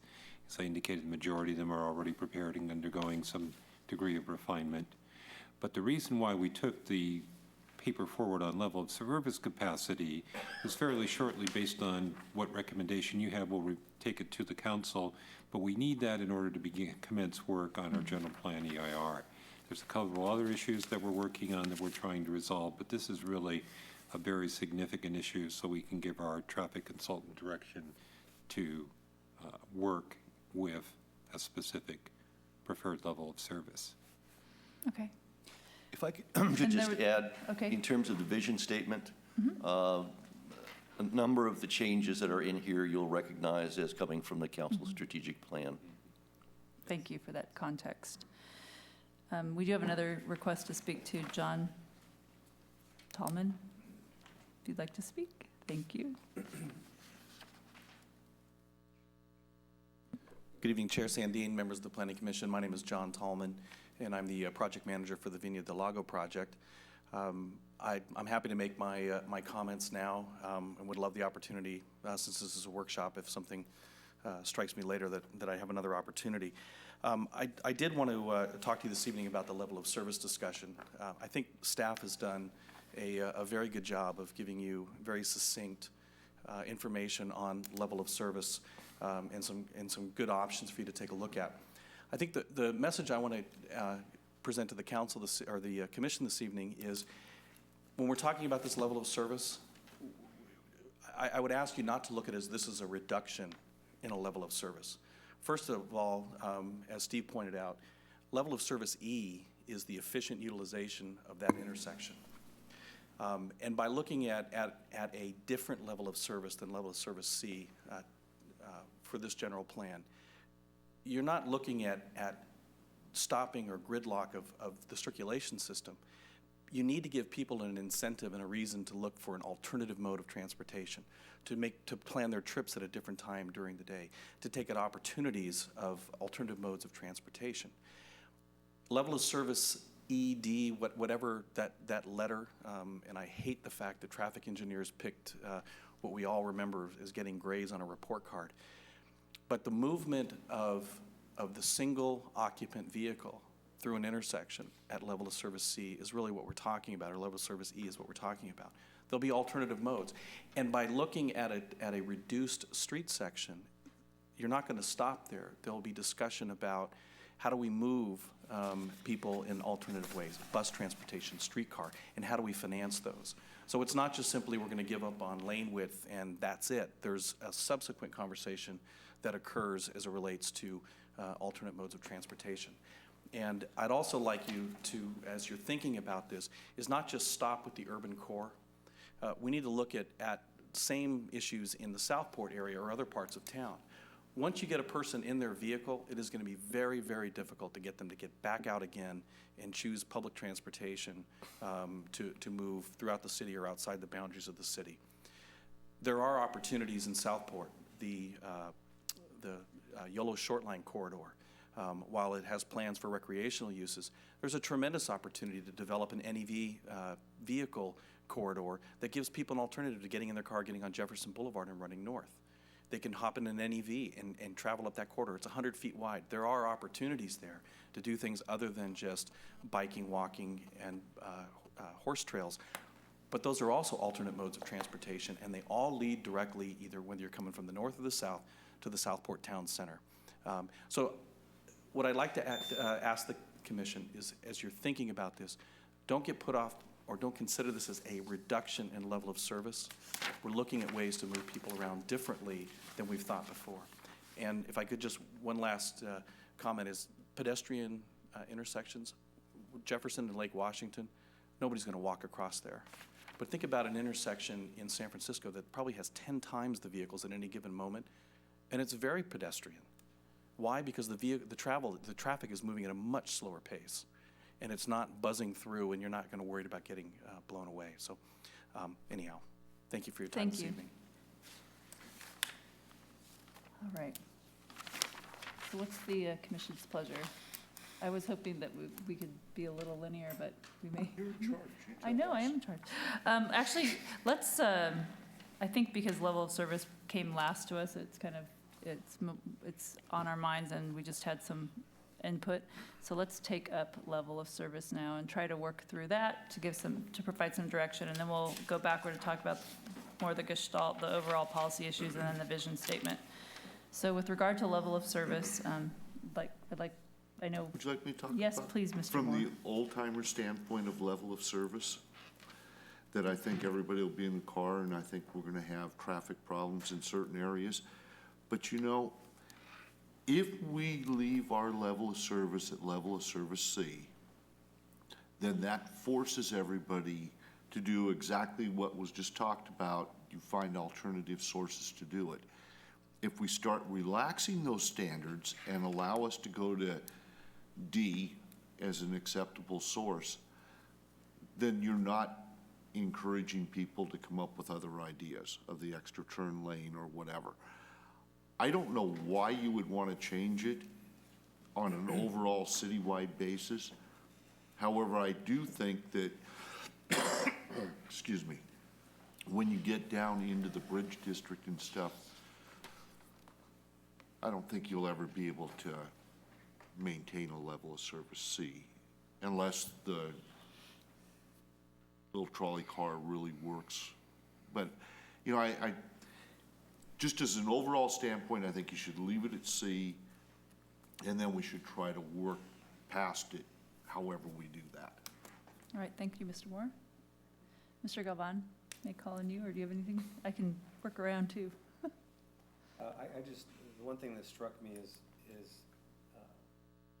going from 35 to 60 seconds between C and D.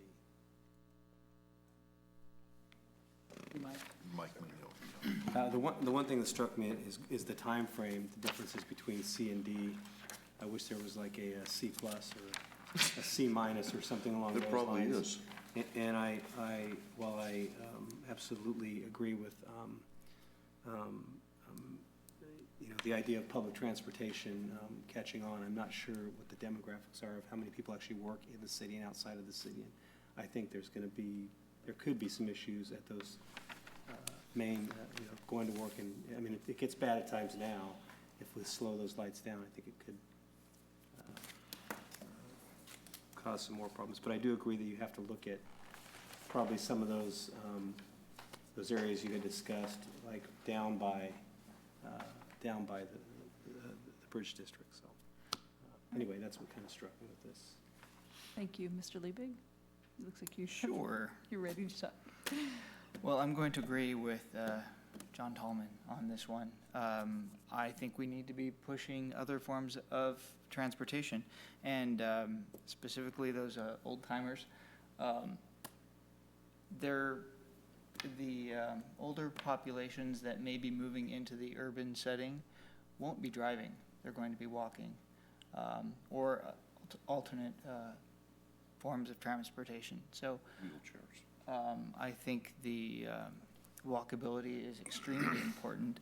I don't see it as a relaxing of the level of service. In fact, the more we constrict vehicular through traffic, the more we'll actually be promoting alternate forms. And as we take up policies, we need to make sure we're including those alternate forms. I don't think there should be a standard for the entire city. C across the entire city doesn't make sense to me. We can't build 8-lane interchanges near Tower Bridge, and I did have to cross over the street there, and you do end up running, and it's incredibly difficult. So I like the more of the option 3 feel, where you're keeping the flow of traffic moving through maybe your residential areas, but in those urban settings, I'm definitely in favor of tightening the streets. Thank you. Thank you, Mr. Liebig. Mr. Lesma? Yep, I'm going to agree with Mr. Liebig, because I was looking at option 3. I was torn a little bit on option 4, because reading through it, because it just abandons it, or it almost ignores some of the other parts of the city, and doesn't recognize what we all know was your point, which was we do live on a series of islands, but with very few corridors in between them. So we do have to have some I think 3 does exactly that. And I don't see it as either, as Mr. Liebig said, I don't see it as a relaxation. I think it's more of a realistic view of how traffic should be moving. So whatever we can do through this process to maximize those main interchanges so that it creates better pedestrian access later for alternative modes of transportation. I think I'm supportive of, so that's basically it. Thank you. Thank you, Mr. Desmond. Mr. Morzini? Thank you, Madam Chairman. Yeah, I think I agree that we're going to have to relax our standards as we grow. We have a defined geographical area, and when we seek our vision, we're going to be a more urban and have to be a more flexible society. I think the most difficult thing is a transition, and a great example would be that right here where we're sitting now, this development around City Hall and the school, we don't have places for people to park. We anticipated the urban growth, and we know what we want to do, but we really have to match our alternative transportation with our growth, and we're really out of sync on that. And one of the things that really concerns me about that is watching our neighbors across the river that rely so heavily on light rail and RT, and they just laid off half their people because that's they're in a crunch, and rapid transit is subsidized. You lose the revenue, and then you cut the service. So we don't want plans that in a bad economy we're going to have gridlock, and we're going to have people not be able to get where they need to be. And in good times, we'll be able to celebrate how smart we were in our planning. So this isn't going to be an easy thing, but I think part of what we need to do, Steve, is to look at our major corridors. For example, in option 4, talk about a level of service 4 on possibly West Capitol Avenue. Well, in the northern part of our city, we only have 2 roads that travel east and west besides the highway, and that's West Capitol Avenue and Sacramento Avenue. And we were already making plans to urbanize West Capitol Avenue, and the work we're doing right here to the south where we're sitting is making fewer lanes and more pedestrian friendly. However, lots of people rely and will continue to rely on West Capitol Avenue and Sacramento Avenue for transportation. So it has to be some give and take. We can't opt for the pedestrian-friendly option to the detriment, or I don't want to sound like I'm not pedestrian-friendly, but we still need to move people in cars and buses and whatever other kind of transportation we're using. So yes, we need for our streets to be more pedestrian friendly, and our streets to be more pedestrian livable or outside active, and that's what we're doing now, but not to the point where we can't get around. And so I think we should start looking at relaxing our standards. In Southport, we've already done that with the Southport framework plan. What we've done already, we have the street grids all mapped out. We've established services that are going to be very challenging, and in the absence of some of these bridges, like the South River Road Bridge, when the development picks up again, already on the southbound traffic on Jefferson, on 8 o'clock in the morning is backed up quite a ways. So we're going to have to live with some of this, but let's not forget that our quality of life is dependent upon alternative modes of transportation, and that's a very dicey subject right now with the economy the way it is, and we need to plan to avoid having real chaos in bad economic times. Thank you. Thank you. And for my comments, I think when we're looking at these policies, I think we balance what's realistic and what's desired, because that's the purpose of the general plan, is to think about what's ahead of us. And so for me, if I'm looking at these 4 options, and you mentioned, Mr. Patek, that there could be a number of other ways to approach this, but I think you put good thought into providing us with some different, very various ideas, and I like a couple of my colleagues here, I think option 3 in terms of me is, for me, is where I can see us relaxing the standards where it makes sense to change some behavior, to keep as many roads as the standard we've had for some time in place, but to actually then possibly change the behavior or add some flexibility in terms of our urbanizing areas. So that's where I kind of land. I don't know now if you are at the point where you've heard enough from us to give you some direction. I don't know that there's completely a consensus here, and I know that Ms. Langford has some comments that she'd like to share as well. But for your purposes, are you being provided the kind of input that you're seeking? We heard 3 option 3s, but. And 1 option 1, I think, but I Or didn't 1, hear- not 2. I don't know that I had an option that I was really picking. I was telling you that I like my level of service to stay at C whenever it's possible throughout the city. I mean, that's my ultimate goal. But I understand that in certain areas, we've got to make a change. I mean, maybe 3's the answer. I'm not sure quite how to do it, and I don't know. I just don't know. I'd like to see my level of service at C everywhere. I know that's not possible. And that's what I was saying, but I don't know which option is the most viable. I mean, maybe 3 is the answer. I'm just not sold completely on any one of them. But I know that we're going to have a little leeway somewhere. And I was hearing that folks were understanding the realism of flexibility and relaxing standards. I don't know that we have the silver bullet here.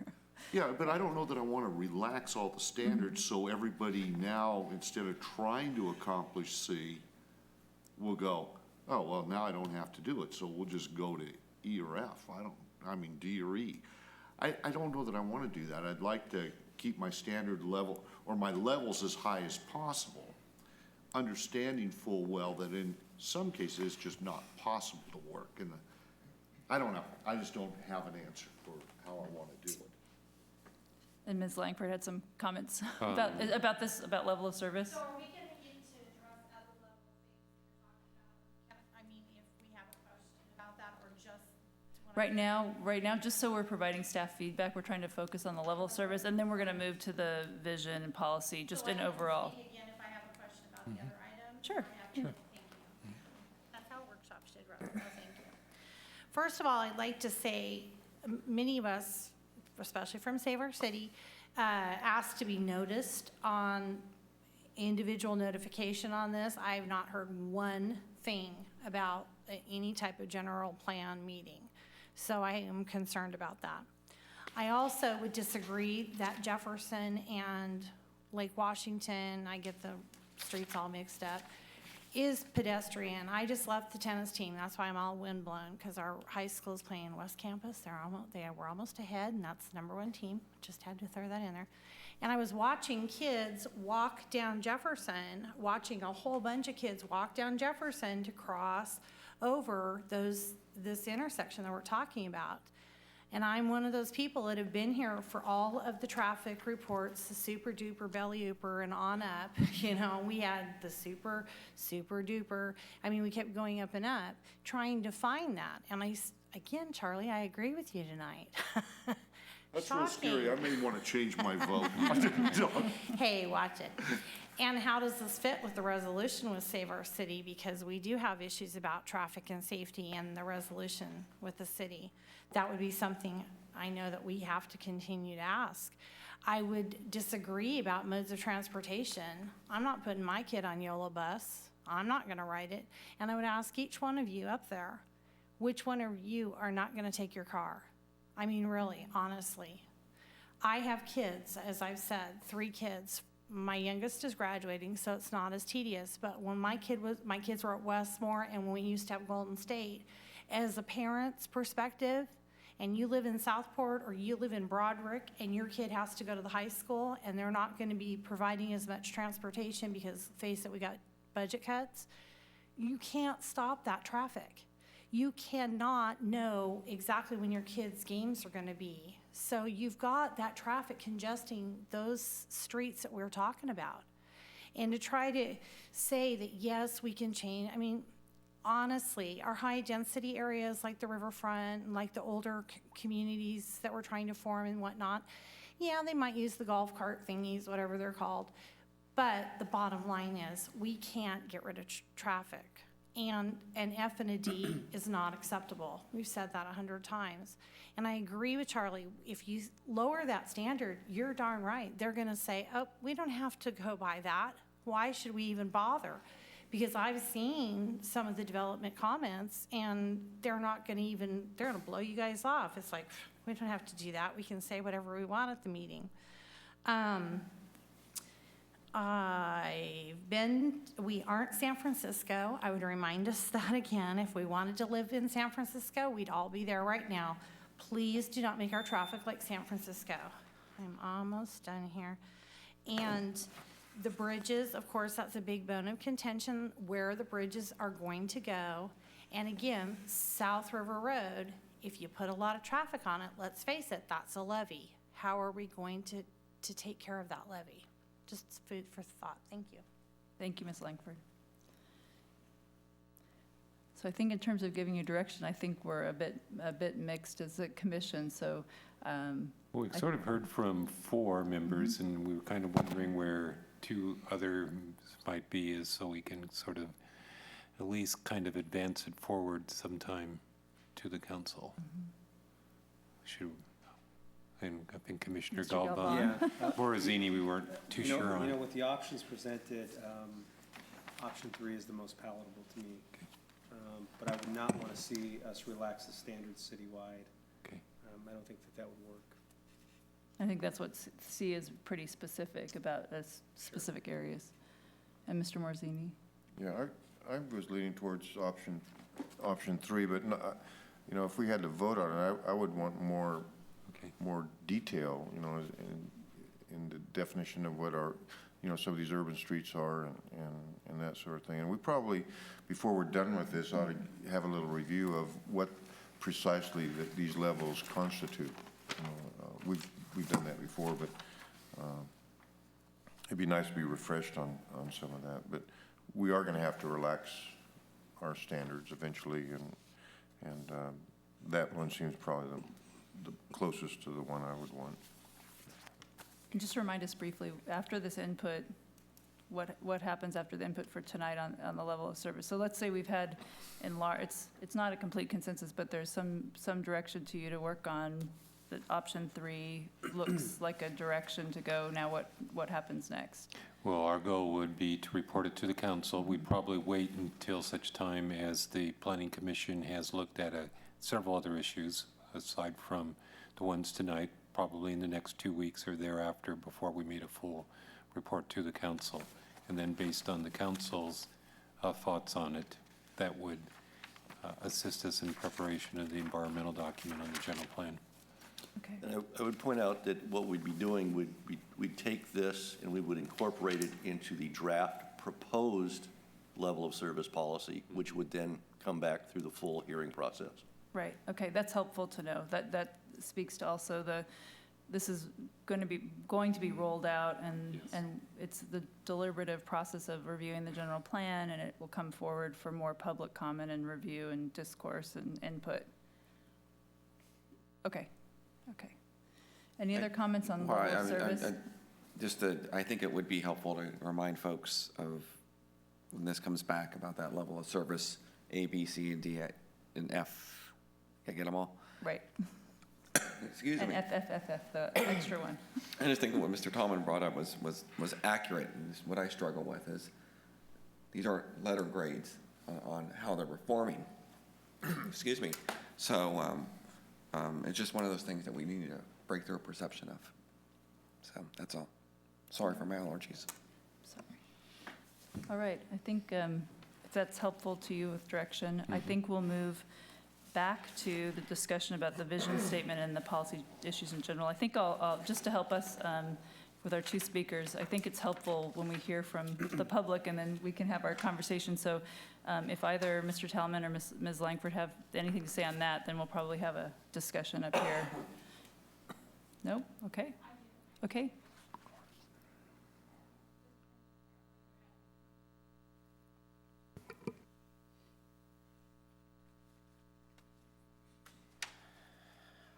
again, I show concern, how is the resolution with Save Our City that we went into the city with good faith in being addressed with all of that we're looking at? Is Save Our City's resolution being considered when you look at all these things, would be one of my questions. Also, the annexation issue. I was at almost every one of those workshops and at the Planning Commission. And annexation, the community is so against it because we don't have our city put together yet. And I think that that's an important thing, you know, especially now that the developers aren't developing. I mean, you gave them their entitlements and all that. The economy went, and now we're not developing at all. Should we increase residential densities and any residential designations? That's something that, again, Save Our City resolution needs to be considered. And we had, you know, 40,017, I forget the magic number, it's been a while, forgive me. The future streetcar system, and I probably should have talked about that earlier, but I was out of my 3 minutes. The streetcars, I certainly hope that we're not looking at laying track and doing overhead lines. That is so ugly. If we're gonna do streetcars and we want them to be cute little trolleys, let's do like South Lake Tahoe does. They're buses basically that look like streetcars. But honestly, don't make a San Francisco because that is so ugly and it's gonna cost millions of dollars to lay and put the overhead stuff in. And then a few years down the road, when we decide it's not feasible financially, we're gonna have to tear all that up. So try it, you know, if we're gonna do that, let's try it with something like South Lake Tahoe. I mean, they're cute, people use them down in that area where you're talking in the ballpark area and all that. That would be, I could see that being used, but let's be honest, from Southport to downtown, it's not gonna be used. And on the limitations down under natural resources, should the city consider its limitations on septic tanks in areas zoned for rural residential and agriculture? What does that mean? Is that new or current? Because some of us like our septic tanks and own water, frankly. And should the general plan include some policies in rural and agricultural parcels? You know, this is kind of a two-way street. We're told that we have no ag land left. I've been to meetings recently that farmers are talking. I know, I see them farming, so we can't have it both ways. And it's kind of confusing to people when we tell people at meetings that there is no ag land, but yet we do have ag land. Also, the other thing that's a huge concern in all of this that I don't see anything about is the level of fire and safety, because we all know that the time people, you know, the time they can get to you is like up to 15 minutes. And with the DNF intersections, especially where we have them, your time is going to increase. And certainly, I don't want to fall down my flight of stairs and have to wait, you know, to get service. So that's huge. Thank you. Thank you, Ms. Langford. All right, we'll take this back to the, well, I guess it's not taking it back. We're in workshop format, so the commission can provide input now to the staff about the issue, policy issues outlined, and you know that this has come to us before, and when we've had some discussions on parts of this, so this is just to try to focus this a little bit more. Are these the right questions? Are there different questions? Are there more questions we need to ask, and so forth? And then your comments about the vision statement. So I'd look for that kind of input. I'll go first. Okay, thank you, Mr. Morsini. I've been involved in actually the last one of these that we did, and in my prior life as an employee, helped draft some vision plans, and I first of all, I would like to see our vision be brief, like 5 or 6 sentences at the most, something that every department manager or supervisor would memorize and know the vision of West Sacramento is this, and then establish your major goals and then an implementation plan that support each of the goals. This is kind of a combination of a whole bunch of stuff that we want to be and do, but it's really not our vision. our vision is to be a robust city where people of all faiths and backgrounds can come together, and we're going to prosper, and we're something that's more like a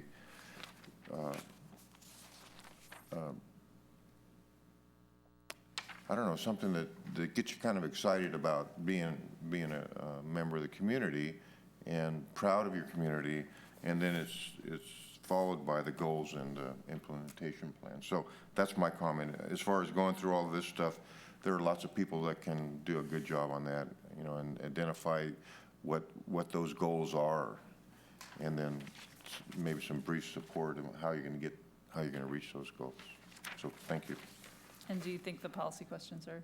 Pardon me? The policy questions that were outlined, are you? Yeah, and well, we're going to need to address, aren't we going to do most of those policy issues later on at different meetings? Yes. Because, yeah, I had some notes on those, but I didn't think we were going to get into it. Okay, so we'll focus on the issue, the vision statement. But we do get another opportunity to address those other issues. Oh, great. Thank you. No? Anyone? Mr. Moore, Mr. Calfon? Yeah. I guess Ron actually has a good point. I never thought of it till he just said it. I was looking at the vision statement and trying to go, what would I want to add to it?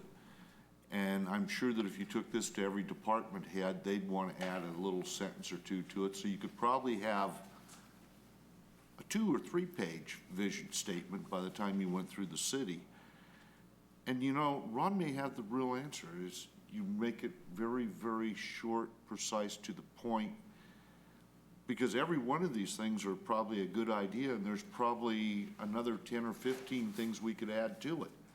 So without going into any detail, I think Ron's got a good idea. I think your vision statement should be extremely short, sweet, and to the point. And I know my company vision statement was very short and to the point, and I don't know what the colleges do or other businesses do, but I get the feeling they're not very long vision statements. So actually, I think that's a good idea. But I don't know what you're going to cut out, Mr. Paycheck. Just as a side note, the university's working on ours, and I think it's like 500 pages right now. We have lots of words, yes. Because there's a lot of smart people there. Right. Mr. Galvan.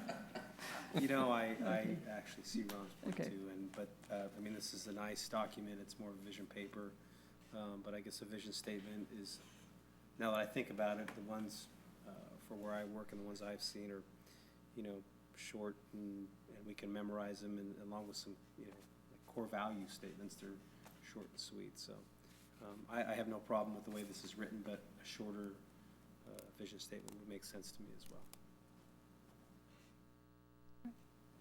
All right, I think if it's possible to tighten it up, but I agree that I think the elements are here in terms of providing some direction and what we'd like to see in the future. So if there are no further questions, staff, do you feel you need anything else from us tonight on this? No, I think we have direction. Thank you, and we'll be returning to you either on the 1st or 15th with more issues. And there will be another, okay, so another general plan policy issues workshop, either the 1st or the 15th? Yes, Okay. and we'll try to do a better job in getting the word out on our website, as Ms. Langford pointed out. Great, thank you very much. Well, that concludes our regular agenda. It's now, if there's any informal discussion. Looks Madam like there's Chairman? none. Yes? If I could point out, you received some binders right. tonight. Thank you. Those are drafts of the climate action plan in its current incomplete state, and that's for your meeting on the 1st. Wonderful. We'll be discussing that on the 1st. Thank you very much. I'd like a motion for adjournment. Motion to adjourn? Second? I'm going to do it right Second. this time. I'll Thank you, Mr. second- I'll second Morosini. that motion. All those in favor? Aye. All right, we're closed. Thanks.